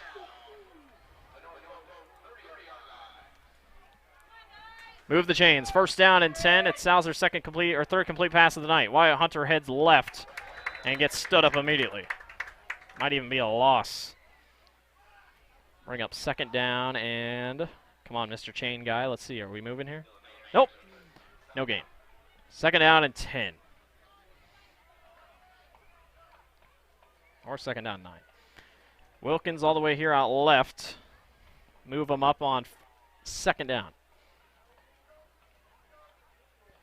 Kaufman's going to come in a little bit there. Look at Mateus Durr here on the up by the line. Hunter going right. Makes a good cut. Here goes Wyatt Hunter. The speed carries him, and Wyatt Hunter is in. Touchdown, Grinnell. Absolutely incredible. That is a touchdown sponsored by Marlene Johnson, Farm Bureau Financial Services. For every Tiger touchdown, Marlene Johnson donates $25 to the Grinnell Tiger Football Club. So thank you, Marlene Johnson, for that. Great hole on the right side. Great blocks by Dodge and Mateus Durr, and Wyatt Hunter was able to take that thing in for his second touchdown of the night. Kyle Dillon will line up to take the extra point. Grinnell leads 21-0 over the Comets. Good snap. And it is right through the uprights. 22-0. Grinnell leads over North Polk. We'll take a quick break.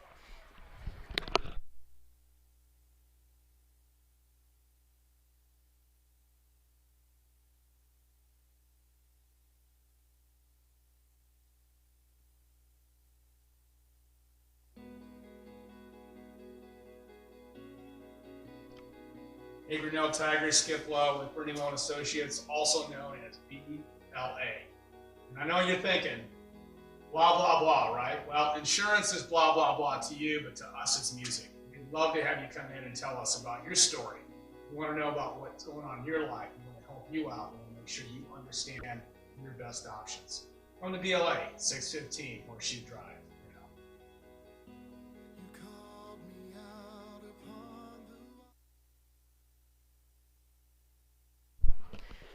The Tiger Sports Live Stream Network is brought to you by Bernie Lowe and Associates. Thank you, Bernie Lowe and Associates, for hopping on the sponsorship train tonight.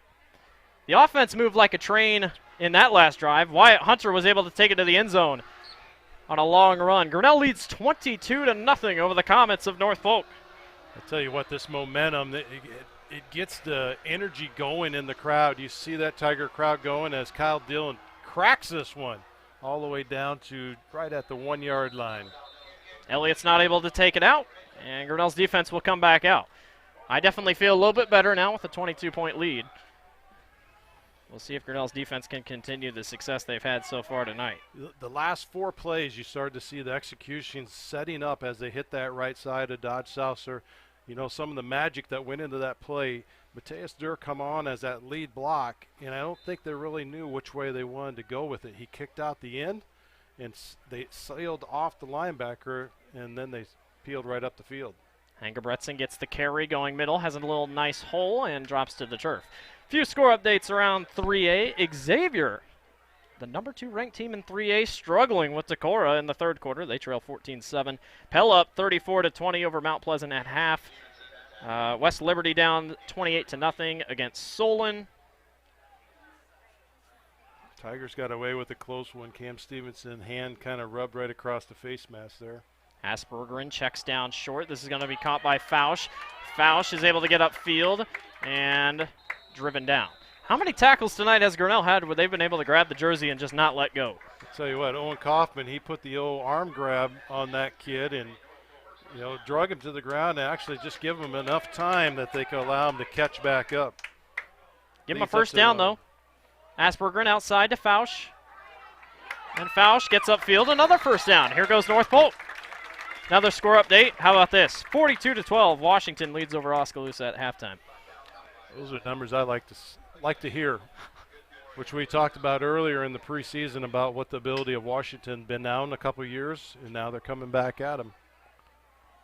Handoff going middle. This is Jones, by the way. He just won't go down. Grinnell still doesn't bring him down, and Dodge just stands him up. You know, starting to get a little bit of tiredness is what I see out there. We need to get back to dropping our hips down, making a good penetration, and figuring out where that ball's going to be so you can get a good tackle. Start going at the top like that, and they're just going to be able to penetrate past you. North Polk making sure they keep that hurry-up pressure going. Jones fights through the O-line into the D-line, and that's going to be driven down for a gain of about 2 or 3. Bring up 3rd down and about 4. Mateus Durr a little slow to get up, but he's going to have to stay out there because they're going to quickly look to get the offense going. Set them up on 3rd down and 3 with 5:35 remaining here in the 3rd quarter. They're at the 43 of Grinnell.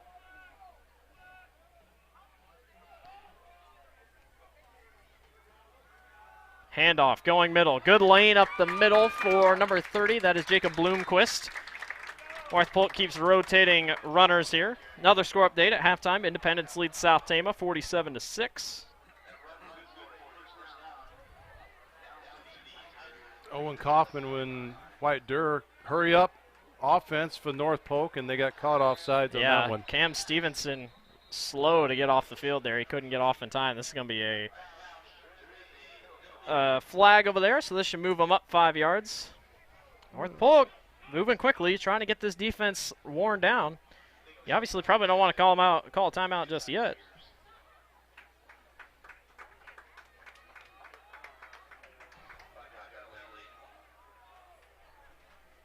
By the way, Wyatt Hunter's last run, 30 yards on that touchdown. 1st down and 5. Grinnell got a break there because of the penalty. Bloomquist in the backfield. Aspergren to Bloomquist. Absolutely met. Sauser and Dodd were there to make the play. Yeah, I talked about earlier playing with that defensive line and getting in the stand and holding your position. Right there was an excellent example of doing that. They stood them up. They had position underneath, and they could play one way or the other to make the good stop on the ball. Ball on the 37 of Grinnell. North Polk is soaring. Bloomquist was the running back, and we got a late flag. It's going to be a false start. Or a legal procedure, excuse me. So this is going to back them up a little bit. I tell you, every single time, I mean, it's been both teams. Every time they kind of get something going, they just kind of make that mental error. And that just kind of shoots you in the foot. What we've seen in the past, quarter and a half is every time that does happen, teams are rolling and they just can't recover for it. So we're going to see here if North Polk has the ability to recover, and hopefully we're on the Grinnell Tiger luck side that we can overcome this. And the past, we've just been taking them backwards. 2nd down and 14 for Aspergren. Here comes the blitz. Fausch checks it down. Good tackle by Kyle Dillon by the shoelaces. Bring it down for about 3rd down and 9, 3rd down and 10 upcoming. That was a big play, saving tackle.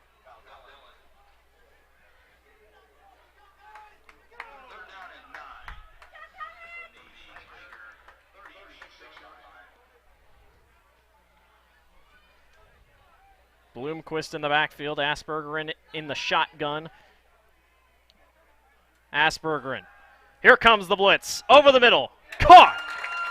Great grab upfield by Trevor Mathis, and North Polk gets moving. Actually, North Polk took advantage of that. They had the stunt by Wyatt Dillon that opened up that linebacker position, that hole, so it made a double coverage over for Kyle Dillon. It's tough to get there, but, quick turnover. Let's see if they can make up for it. Big blitz off the left side. That's going to be a loose ball, and it bounces out of bounds. I don't know if I don't think Grinnell would have gotten there, but that was a live ball coming off the quarterback. Aspergren got nailed in the back, blindside. Was that Eli Rose or Wyatt Hunter? I can't tell. I think it was Eli coming off the end there. May have also been Trey Goldman screaming. Good to show a little bit of that frustration or anger to come back out. So we sit here at 2nd and 12 or 2nd and 13. Yeah, we're looking at about 2nd down 13, 14. Ball on the 28-yard line.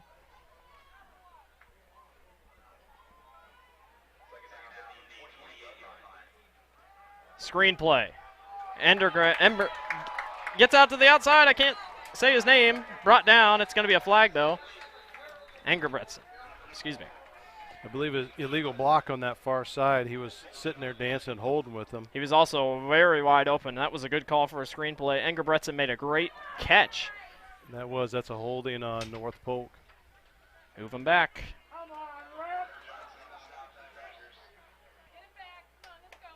Both teams just penalties. Killing them tonight. We got a quick move in third quarter. 3:05 remaining. And we have a second down on the 28-yard line. No, excuse me. 38, or It's going to be second and 25, isn't it? 34. 34-yard line. Yeah, we got a long ways here. That first down marker is over on the 11, 12-yard line. Second and 20. Call it. Yeah. Over the middle. Caught. And who was that? Number 27. That was Luke Maring. Good penetration by that defensive line. Eli Rose was right there on the coverage. Aspergerin making some good throws tonight. They just haven't been able to put it in the end zone. We'll see if they can here. It's a long third down, and they're going to count it 17 on the board from the 31-yard line.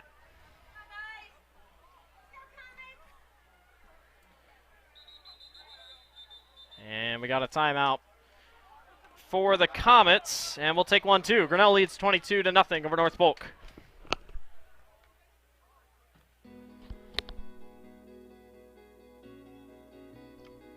Hey, Grinnell Tigers, Skip Lowe with Brittany Loan Associates, also known as BLA. And I know you're thinking, blah, blah, blah, right? Well, insurance is blah, blah, blah to you, but to us it's music. We'd love to have you come in and tell us about your story. We want to know about what's going on in your life. We want to help you out. We want to make sure you understand your best options. From the BLA, 615 Horseshoe Drive.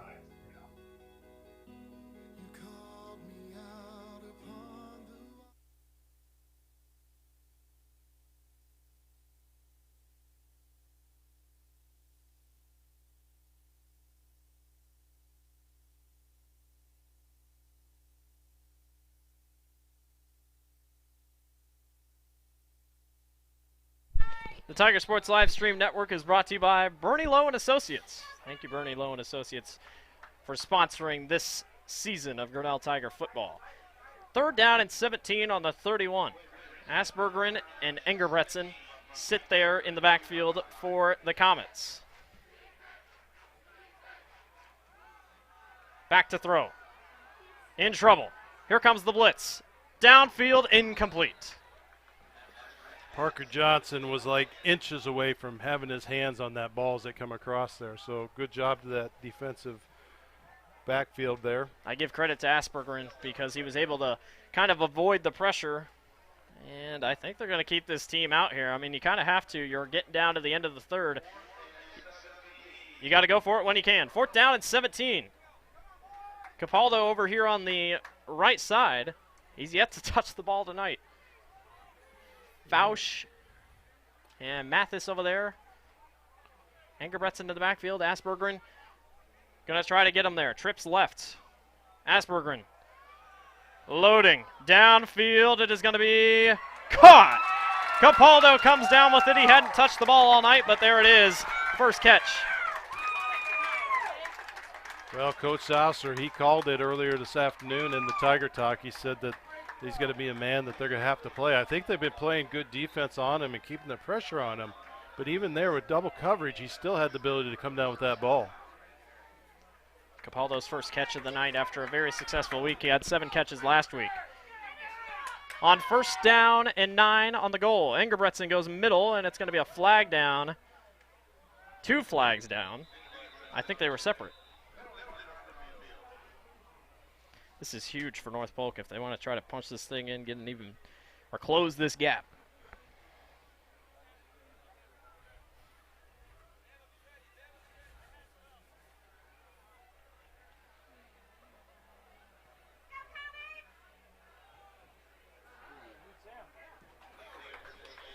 We are sitting at first and goal, folks. What was that call? I couldn't tell. I don't think they moved. Was there a? Well, it was on Grinnell. It was on Grinnell, so we're going to be. We're sitting at first and goal from about the 3. Third, yeah. Jones and Engerbretson in the backfield. Engerbretson with the keeper. He's going to be close. Good job by Wyatt Dillon getting right in there, and Kyle Eli Dillon. Rose. Wyatt Dillon has graduated. Not Wyatt, sorry, Kyle Dillon. Kyle Dillon with the big tackle there. Wyatt Hunter and Eli Rose. Eli Rose going out a little bit limp in there. At the 1-yard line. Engebretson keeps it, and he is Quick snap. Great job by that defensive close. line. Yeah, he's not going to get there. I Stop think he short. actually went back a little bit. 3rd down. 3rd and 1. Linebacker coach Stenberg screaming at his D-line here to try to hold up. 3rd down and 1. Can Grinnell get a big stop? I mean, this is 4-down territory probably no matter what. Engebretson still in that wildcat formation with Jones to his right. They're probably going either right or left. And we got a false Offside, start. the North Polk. Push him back. That's going to take him back 5 yards. Wow. That's a good stop right there on 3rd. So now 3rd down and about from the 6. Yeah, 3rd and goal from the 6. You get in that little bit of a scary zone right there when you're a yard out in the way that North Polk was picking up and moving the ball. So good penalty for the Grinnell Tigers to pick up with North Polk jumping off sides. 3rd and goal from the 6 as we wind down the 3rd quarter. Engebretson still in the backfield with Jones to his right. Low snap. Engebretson going to be driven to the ground by Grinnell's defense. That is Wyatt Hunter. And Dodge Souser. That ball was at the 2-yard line, and Grinnell's going to come away, at least now, with a stop. And that's going to take us out to the end of the 3rd quarter. We'll be back for a goal line stand. Grinnell leads 22-0. Tomorrow, some fear the uncertainty it brings. Some trust the promise it holds. At Grinnell Mutual, we are always looking forward to tomorrow, growing and innovating. So even if the plans you have for the future aren't the same as the plans the future holds for you, you can be ready. Because we'll be ready, like we have been for over 100 years. Trust in that. Trust in tomorrow. Talk to a Grinnell Mutual agent today.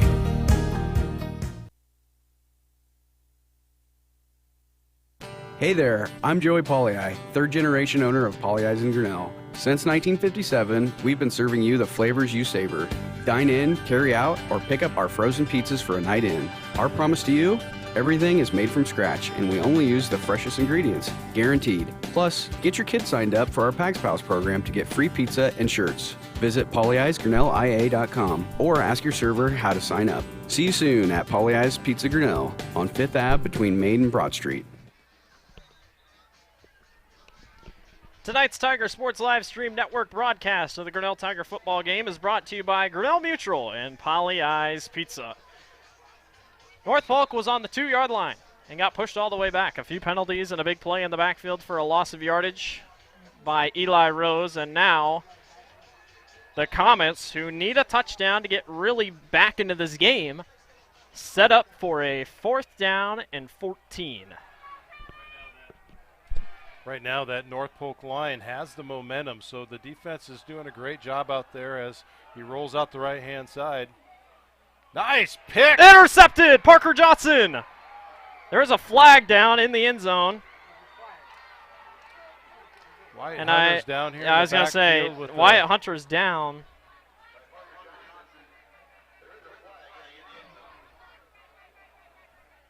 Oh, are we going to get pass interference?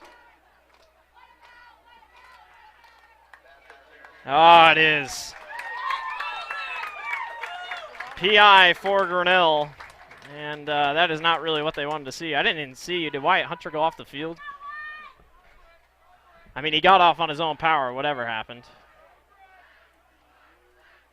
Well, it's an automatic 1st down and a fresh set of downs for North Polk.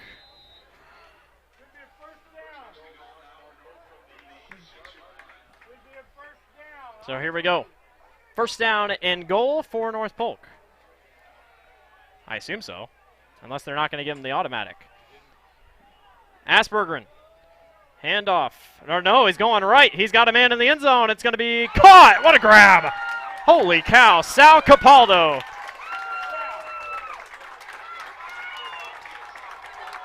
North Polk puts one on the board. That was a heck of a reach out there to grab that ball and bring it in. There's the reason he was the #1 wide receiver last week. He's got 2 grabs tonight. One's a touchdown.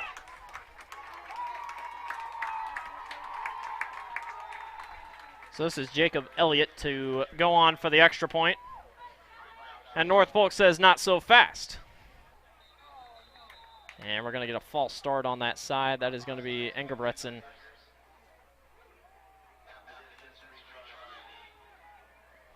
Who was it on? Was it on Grinnell or North Polk? Grinnell.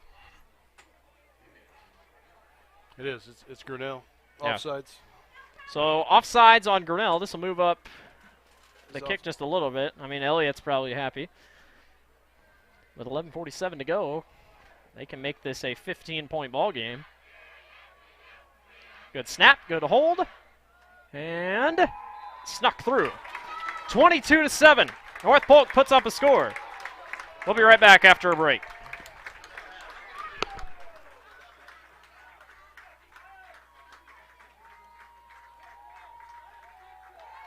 The engine makes the power. The transmission sends it to the drive shaft. The drive shaft turns the gears. The gears turn the axles. The axles turn the wheels. Together it's the powertrain. And only at West Finch Auto Plaza, every bit of it has a 100% warranty. Forever. No parts, no labor, no deductible. You can't buy it. It comes with the car whether you want it or not. Only at West Finch Auto Plaza, where you always get a great deal and a great deal more. Tonight's Tiger Sports Live Stream Network broadcast is brought to you by West Finch Auto Plaza. I love that commercial.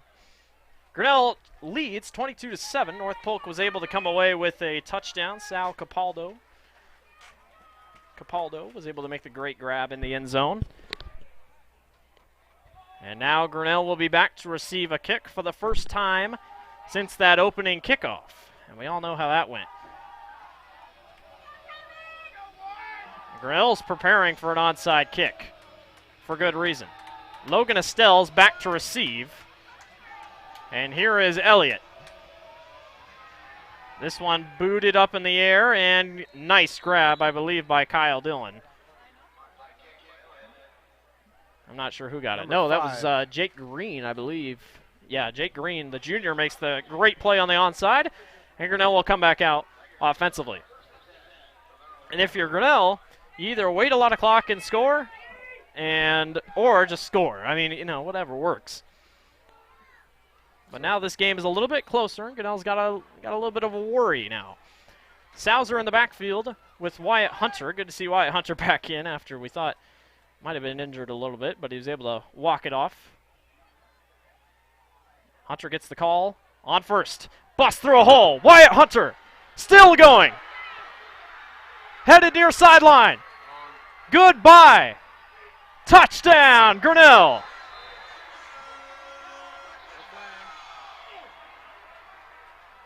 An exclamation point by number 28. And that touchdown is brought to you by Marlene Johnson, Farm Bureau Financial Services. For every touchdown the Grinnell Tigers makes, Marlene Johnson donates $25 to the Grinnell Tiger Football Club. Thank you, Marlene Johnson, for your donation.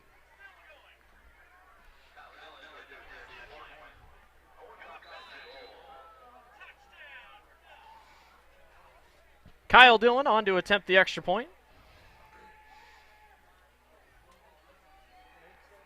Bobbled snap, and did he sneak it through? No, he didn't, but this is going to be roughing the kicker. Grinnell's going to move up.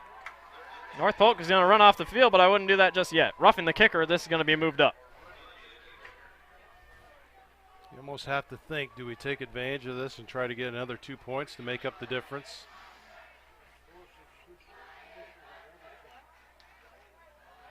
I think Kyle's saying, I want to keep kicking, Coach. No, is that Dallas? Yeah, Dallas is coming back out. You have a 21-point lead. Might as well try it here. So they're going to go for it. Hunter to the left of Sauser. Going to go for 2. It's a reverse. Dillon keeps it, and he is in. Touchdown for the 2-point conversion. So he didn't get to kick it, but he'll take 2 points more than 1.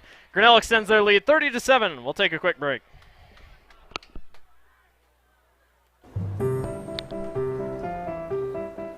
This is a story about signs.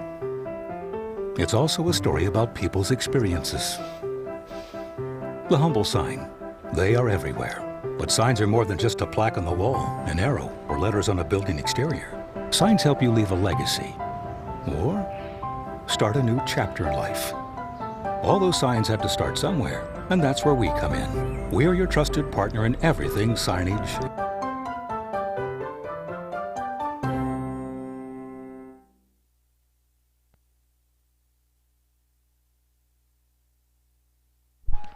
Tonight's Tiger Sports Live Stream Network broadcast is brought to you by ASI Signs. Thank you to ASI for hopping on as a sponsorship for this football season.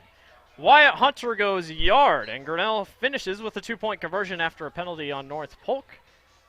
30-7, Tigers lead. Well, definitely the jump of the scores that we need to keep putting on the board here. Kyle Dillon sends this one deep. Fausch comes up to make the grab. Breaks this one outside and is tripped up. Wyatt Hunter's run was a 60-yard TD run for him. Another special team tackle in there by Mateus Durr. He's getting it all the way around the field tonight, special teams and on the defensive side. Also helped out with Jared Nickel. So Grinnell's defense did give up a score last time. We'll see if they can hold here. Aspergerin and Engerbretson. Engerbretson back there in the backfield, yeah. Engerbretson falls down for a gain of about 2 or 3. Maybe even 4, actually.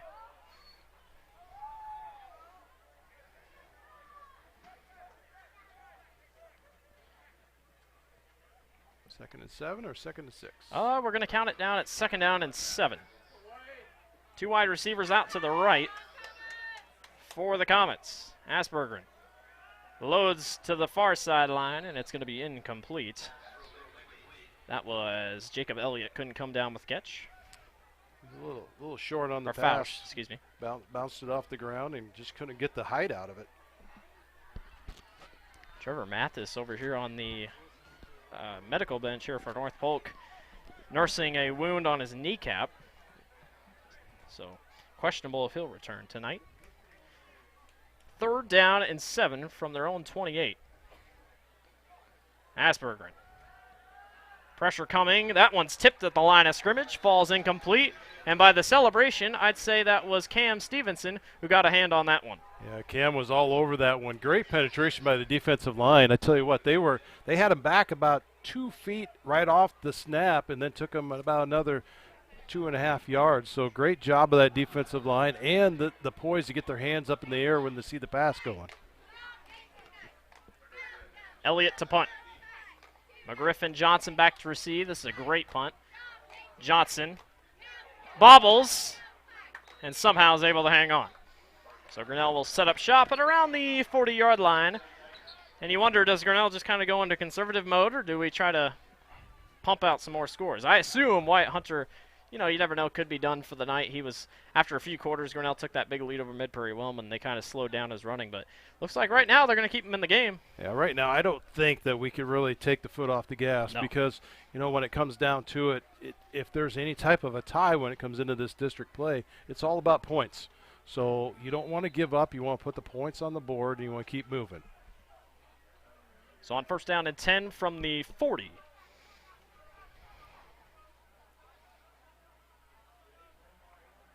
Wyatt Hunter's pants are now gray, not white.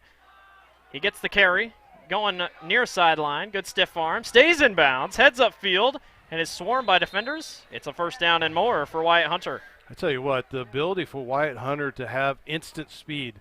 He could take and make a break to where he wants to be, and to plant that foot and then turn around and just kick it in for another acceleration is very, very impressive. 10:27 remaining here in this ball game. Grinnell leads 30-7 over North Polk. Hunter with the carry again. Tripped up and drops to the ground.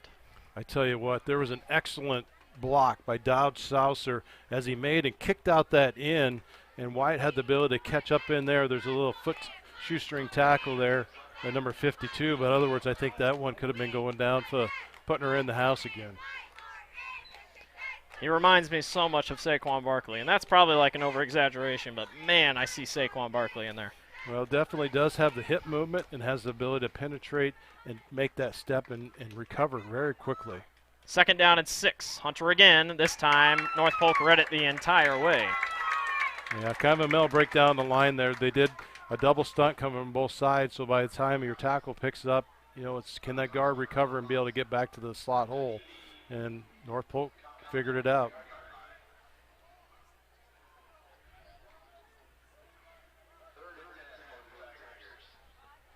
We got about a 3rd down and 10 from the 41.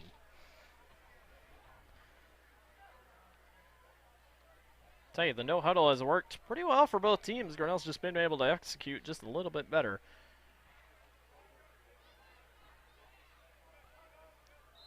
And a timeout's going to be called by Grinnell. We'll take one with them. Grinnell leads 30-7 over North Polk. A 3rd down and 10 for Grinnell. Even out of the timeout, still check that no huddle.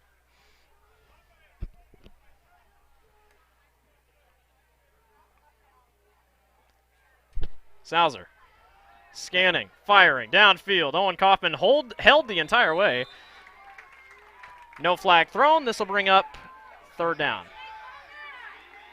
North Polk coach was wanting the flag, but actually it was a North Polk player that wouldn't get off and kept pushing him down. And the ref's going to let him know about it. So 4th down, Grinnell will bring on the punting unit, and Cole McGriff will set back to punt. A few updates. Xavier took off against Decorah. 29-14 in the 4th quarter. Pella leads 40-20 over Mount Pleasant. Solon up 35-0 over West Liberty. West Marshall PCM tied 7-7. Washington Oski still 42-12. Last update we got. Cole McGriff sends this one deep. And this will be taken. Good moves to the outside. Sauser makes a great tackle. That was number 14, Sal Capaldo. Eli Rose dodge was the first hit, and Eli Rose kind of made sure he wasn't going to go any further after that. Marshalltown up 19-14 over Ottumwa. Knoxville up 49-0 over Sadell. Sadell, worst team in 2A officially last week in the rankings. Knoxville most likely obviously going to move to 2-0 on the season. Independence up 54-6 over South Tama. Good run up the middle here by the Comets. Give them a little bit of a positive yardage. Sergeant Bluff Lutton taking on Harlan, who was ranked 10th in the top 10 when the season started. That game's 47-27 in Sergeant Bluff Lutton's favor. Nevada, who beat North Polk last week, trails Greene County 32-27. See if I can get an update on the Newton game. Western Dubuque up 28-13 over Williamsburg. That handoff up the middle, going to go nowhere for the Comets.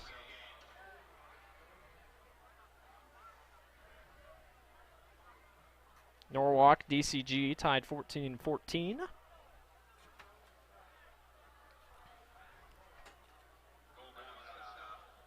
And Newton is up 12-7 over Boone in the 4th quarter. So a lot of good games in 3A7.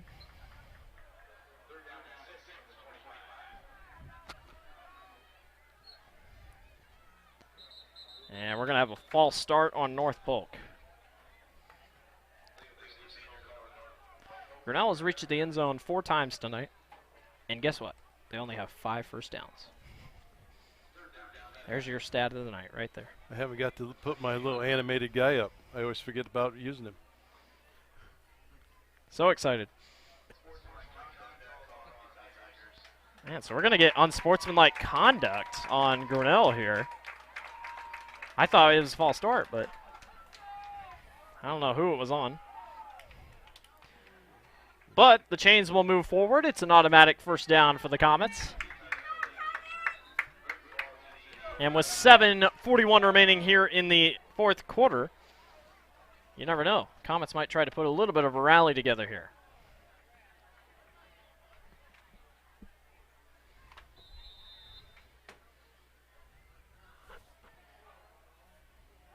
Aspergren In trouble, absolutely destroyed by Dodge Sauser. That one fell incomplete, intended for Dylan Miners. Dodge was 2 steps away from having about a 10-yard sack. Great penetration by Dodge on that play. Bring up 2nd down and 10.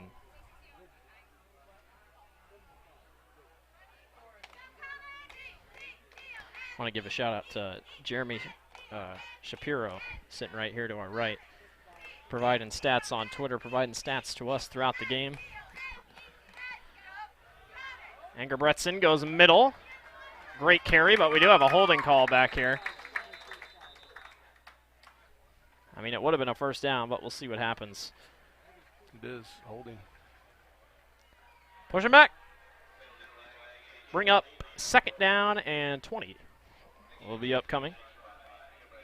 Max Lovell tried to make a sweep tackle or swim on that guy, and he just grabbed his arm and took him right to the ground. Hey, if you're watching on YouTube, we really appreciate it. We've had over 70-plus viewers tonight. Almost probably breaks the record for what we've had. Thank you to all support we're getting so far tonight. If you want, you can hit that subscribe button, hit that like button, comment where you're watching from. We appreciate every single one of you who have tuned in on the Tiger Sports live stream network so far this evening. Grinnell leads 30-7 over North Polk. Asperger in the shotgun. Sends Miners in motion to the right. Engerbretson goes middle, gets a good lane, and is driven down to the ground. Got a big chunk of that yardage back. This will bring up 3rd down at about 6. Owen Kaufman, Josh Osborne back. Josh been out on a injury last week. So yeah, heel and ankle. Yeah, nice to see appearance by Josh Osborne back in here tonight. Give him 3rd down and 6 on the 44. Aspergren rolling and misses his target. Miners. Good pressure off the edge by Preston Dodd to kind of break up that play. Tiger defense is not letting up any at all, so that's what it's going to take to make it through this game. So bring it 4th down and 6.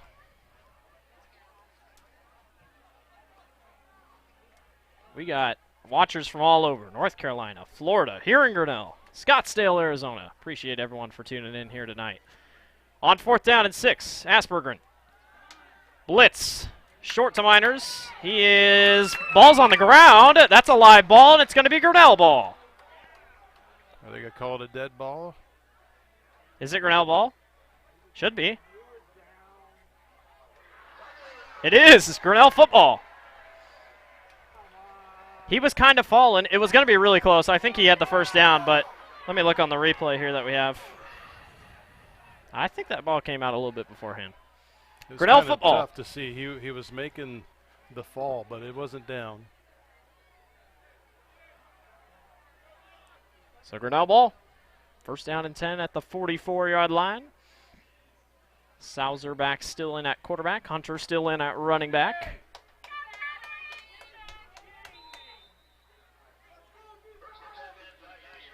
Good turnover forced by Grinnell there.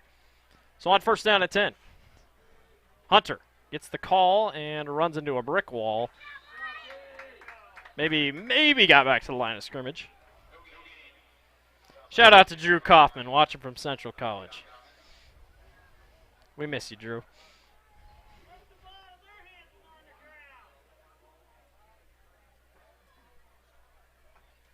Bring up 2nd down and about 10.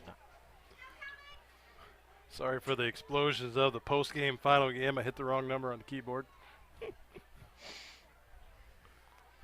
Low snap. Sauser has to pick it up. He's going to chuck this one deep. He's got A.J. Wilkins downfield, and it's going to be incomplete. Give him the pass interference, and they do.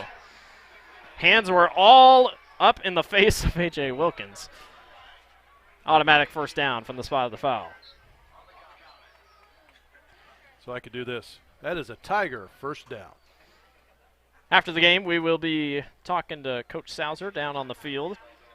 And then don't forget, tomorrow, the recap video should be out on my personal Facebook page, Blake Walker, on Facebook. Should have the recap out sooner or later. Which we'll share on the Tigers Live Twitter account. Yep. We will. And we'll post that even up on our Tiger Sports live stream website. So if you ever want to catch a replay of this, go ahead and tune in to the TigersSLN.com. Sauser gonna get a false start here. I think everybody but the center. That might have been an everybody but the center false start there.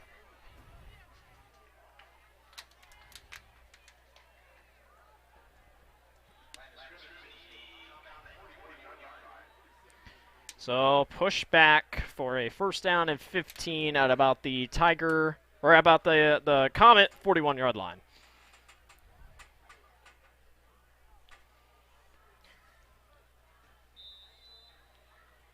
So set them up and try again with 5:38 remaining here in the ball game.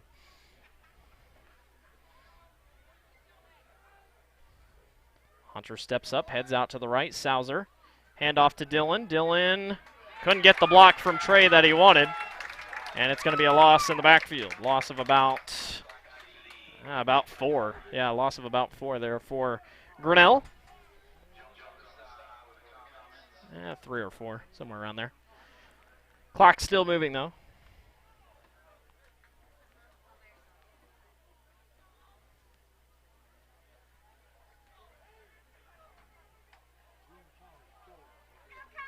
Second down and long for Grinnell.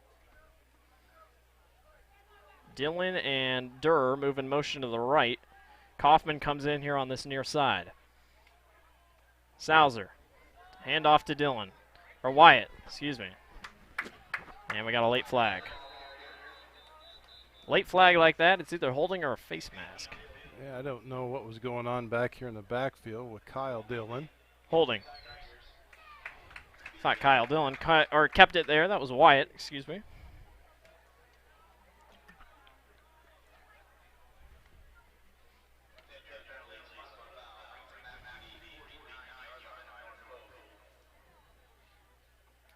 Be a 2nd and 25, is that right? Let's just say it's a long way to go. Second down and, yeah, I believe 25. 23, excuse me. Second down, 23 here for Grinnell. I guess the good thing is the clock is still ticking.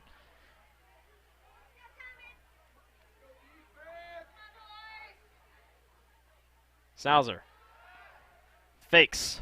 Goes downfield. Owen Kaufman misses him. And that'll bring up third down. Someone got hit down there. Is that Wyatt Hunter? Yeah. Hunter got pancaked trying to make a block. Kaufman was double covered over there.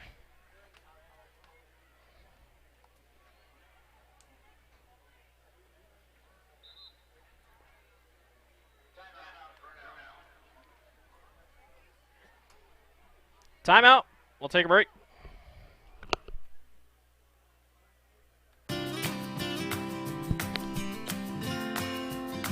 Strength, stability, service. At Farm Bureau Financial Services, you can count on all three. And you can count on me, Marlene Johnson, your local Farm Bureau agent in Grinnell. I'll help make sure you have the coverage you need and the discounts you deserve. Call me today and see how I can help protect your family, cars, home, and future. It's your future. Let's protect it.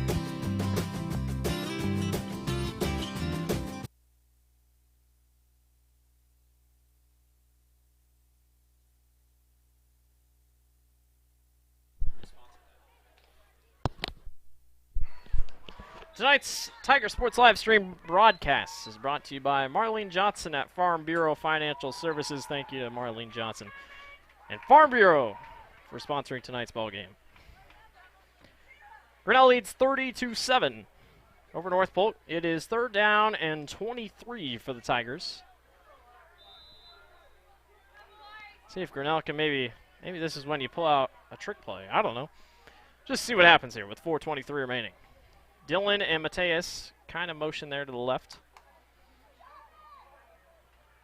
Fake handoff. Sauser rolling. Here comes the pressure. Checks down short. Kyle Dillon cannot make the grab. We're going to get a rough in the passer on North Polk. And I think they just got their automatic first down right there. Yep, they did. That was number 16, Michael Williams, the senior, who made the big play there. That is a huge mistake for North Polk. I mean, he got nailed. Salzer got nailed last week too, but that was a hit.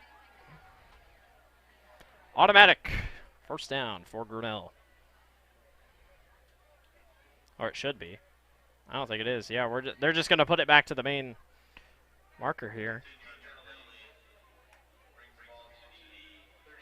Yeah, so no automatic first down. We're just putting it down at the 38-yard line, I believe. So 3rd and 8? Yeah. Well, no, they're going to count it first down. First down. Yeah. Yeah, okay. A little confusion there. So first down for Grinnell on the 34. Just when you think we know what we're doing. Hunter. Great blocking there by Grinnell's O-line. Ooh, hate to see Dodge Salzer has a little bit of a limp when he got up there. He's going to stay in the game, though. Wyatt Hunter, though, limping off the sideline, so this will bring in number 21, Josh Osborne, the sophomore. .350 to play.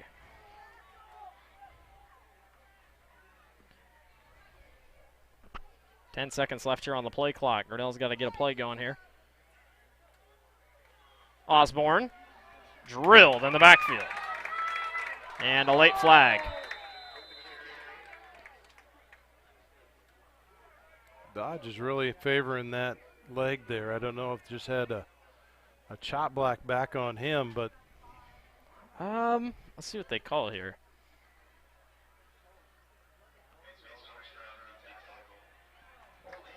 Holding. I think it might have been on Dodge, and there's also a sideline warning assessed to North Polk.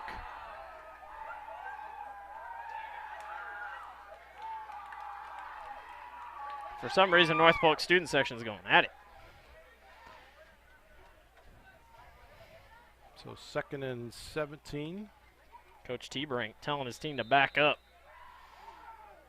Yeah, so we got 2nd down and, yeah, probably 2nd down 20, honestly. 2nd down 19.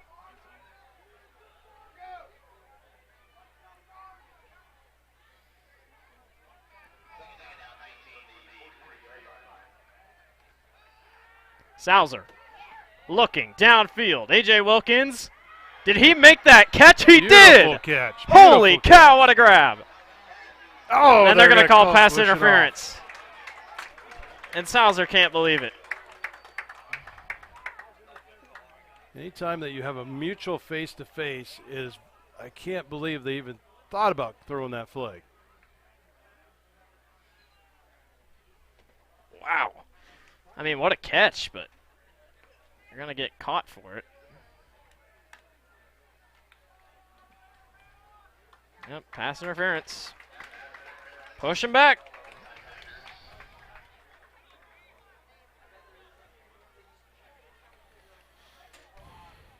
Can we say 2nd and 29?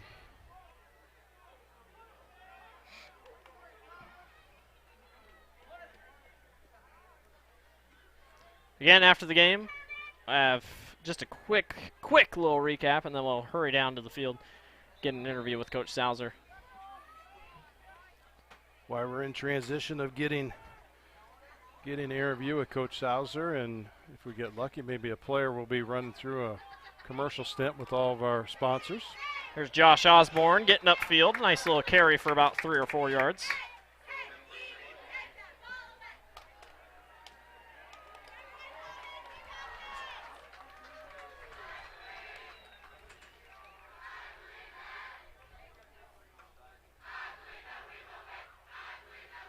I believe that we will chance starting to fill from the Grinnell sideline over in that student section. 3rd down and 38. Osborne goes middle and drops to the ground. Pick up a 2. Yeah, about 2 yards. North Polk's going to call a timeout. We'll take one with them. Grinnell leads 30-7 over North Polk.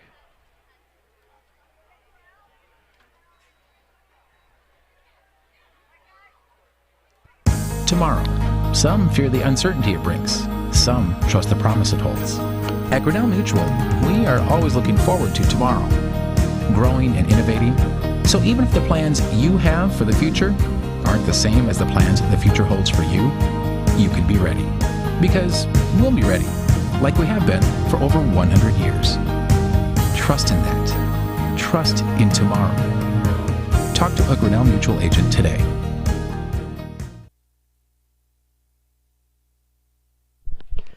Tonight's Tiger Sports Livestream Network broadcast is brought to you by Grinnell Mutual.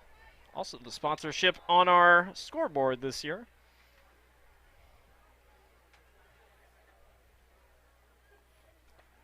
So Cole McGriff will be back to punt this one for Grinnell as the students start to make their way over to the entrance where Grinnell will exit. Rugby kick downfield and out of bounds, way out of bounds. It's going to be out about the 40 or 38-yard line. Not really the position on the field that Grinnell likes to have them take the ball over. So, first down and 10 for North Polk. They will set up at the, where are they going to put this? 40-yard line. 40-yard line with 2 minutes and 8 seconds remaining. What a ball game it's been for Grinnell. Offensively, defensively. A lot to be proud of here tonight. Aspergren, hand off to Engebretson, and Engebretson driven down to the ground. Nice tackle in there by Eli Rose, assisted by Preston Dodd. Next week, Grinnell heads to ADM to take on the Tigers. And then we will be back in 2 weeks against Fairfield. So next Saturday morning, you could look forward to Blake with his game recap as he'll travel to ADM, get the highlight reel for us. Good pass outside. Fausch with the grab, and good open field tackle by Parker Johnson over there. We will also have a recap tomorrow morning out on Facebook, just in case some people want some condensed highlights and such. We'll film that opening segment most likely after the game tonight. We'll also share that over on our Twitter feed, so anyone could go and pick up on it.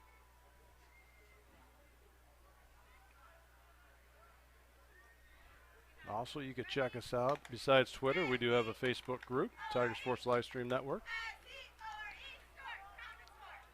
This is Bloomquist.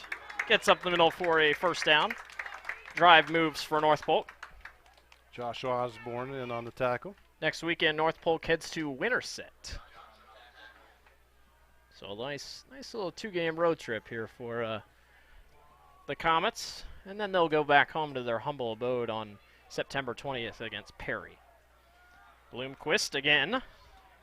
Kyle Dillon there in on the tackle.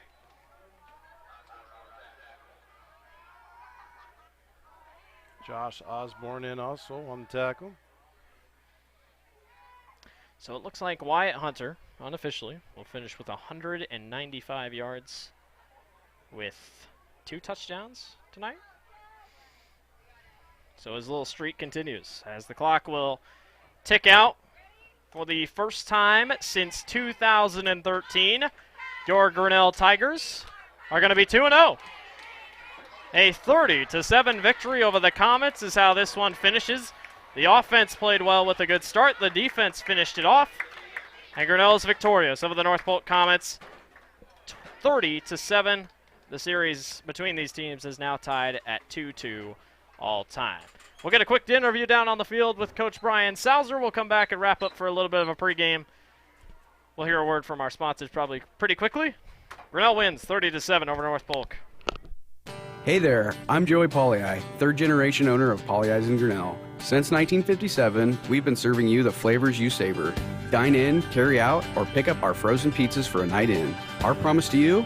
Everything is made from scratch, and we only use the freshest ingredients, guaranteed. Plus, get your kids signed up for our Pags Pals program to get free pizza and shirts. Visit polleisgrinnellia.com or ask your server how to sign up. See you soon at Polley's Pizza Grinnell on 5th Ave between Main and Broad Street. The engine makes the power. The transmission sends it to the drive shaft. The drive shaft turns the gears. The gears turn the axles turn the wheels. Together it's the powertrain, and only at West Finch Auto Plaza every bit of it has a 100% warranty, forever. No parts, no labor, no deductible. You can't buy it. It comes with the car whether you want it or not. Only at West Finch Auto Plaza, where you always get a great deal and a great deal more.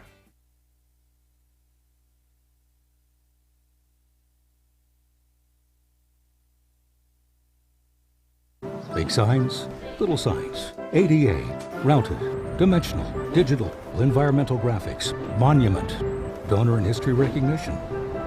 We do them all. And more importantly, we work with you to understand what is best for your location, budget, brand, and building code. You don't need to be an expert in design, wayfinding, zoning, materials, installation, or ADA compliance. We'll be your trusted partner throughout. Because signs do more than point the way.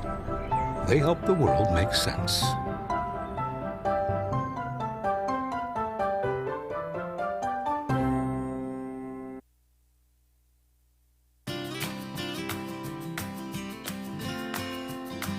Strength, stability, service. At Farm Bureau Financial Services, you can count on all three. And you can count on me, Marlene Johnson, your local Farm Bureau agent in Grinnell.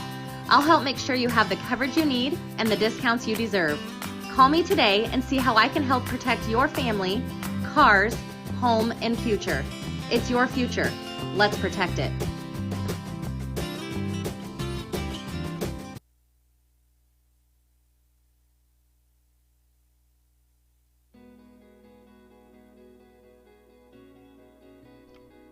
Hey, Grinnell Tigers, Skip Lowe with Grinnell Associates, also known as BLA. And I know you're thinking, blah, blah, blah, right? Well, insurance is blah, blah, blah to you, but to us it's music. We'd love to have you come in and tell us about your story. We want to know about what's going on in your life. We want to help you out. We want to make sure you understand your best options. From the BLA, 615 Horseshoe Drive.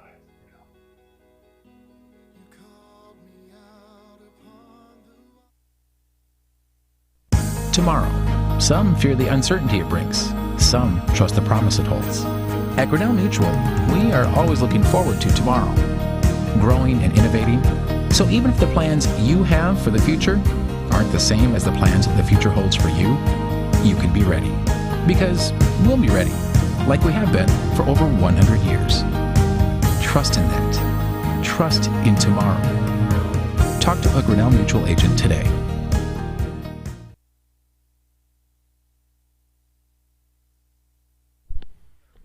All right, here in the post-game recap with the Grinnell Tiger post-game show. Grinnell Tigers take the win at 30-7 over the North Polk Comets.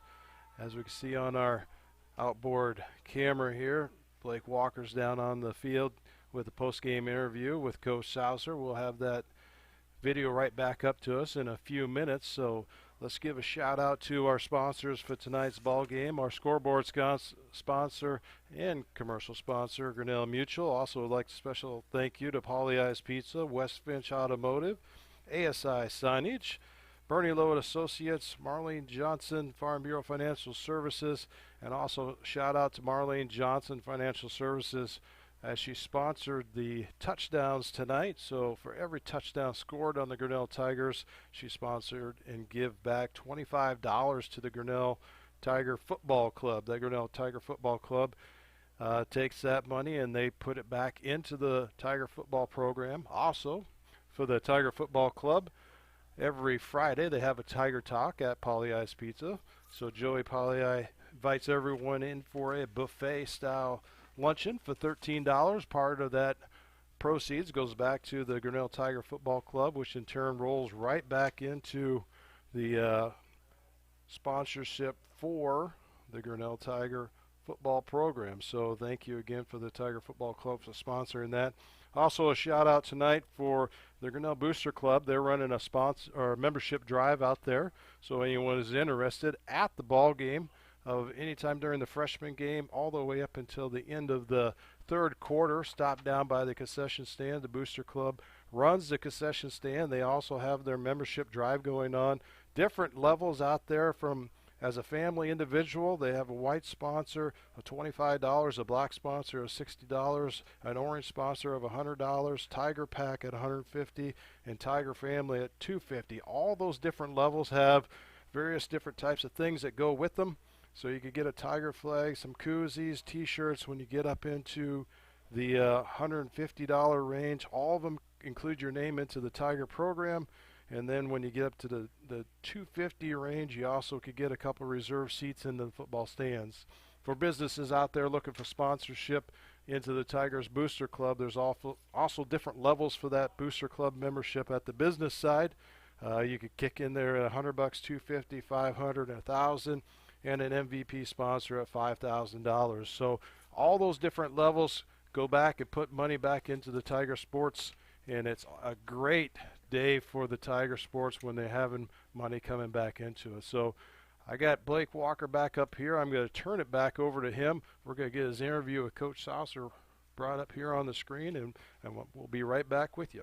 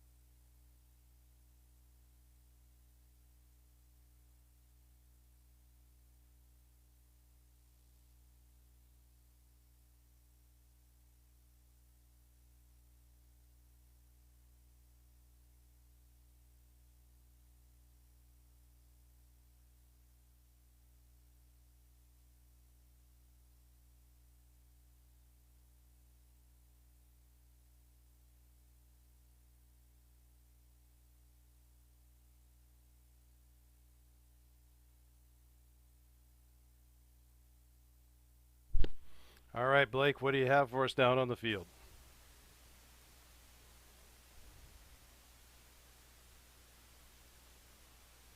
Do you have the mic on?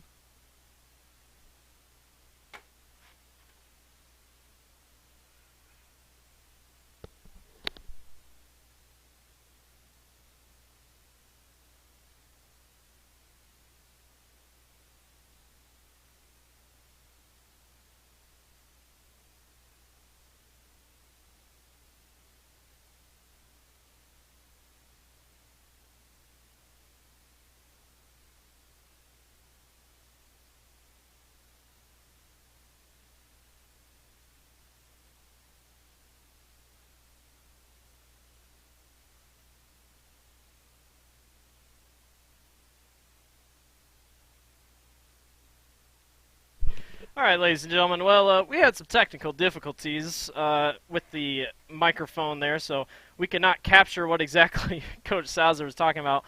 We apologize for that. It was very quick of the moment. But anyway, basically asked Coach Saucer about how the team played. He said a win is a win. You know, obviously you can be content. He was very surprised with how the running back play came about. He was very happy with how the team came together.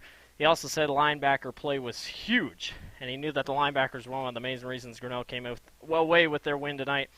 And also talked about how, you know, resilience was huge. Having a good opening start was big. And in all, I think he was just really happy that Grinnell was able to come away with a win like they did. So that'll pretty much wrap it up for us tonight here in the booth. It's a final from Grinnell, 30-7. We'll have a little bit more of a recap tomorrow morning on Facebook. We want to thank everyone for watching tonight on the Tiger Sports Live Stream Network. Again, it's a final from Grinnell. Tigers win 30-7 over the Comets. I'm Blake Walker along with Dan Walker, Craig Seek, our cameraman. Thank you so much for watching.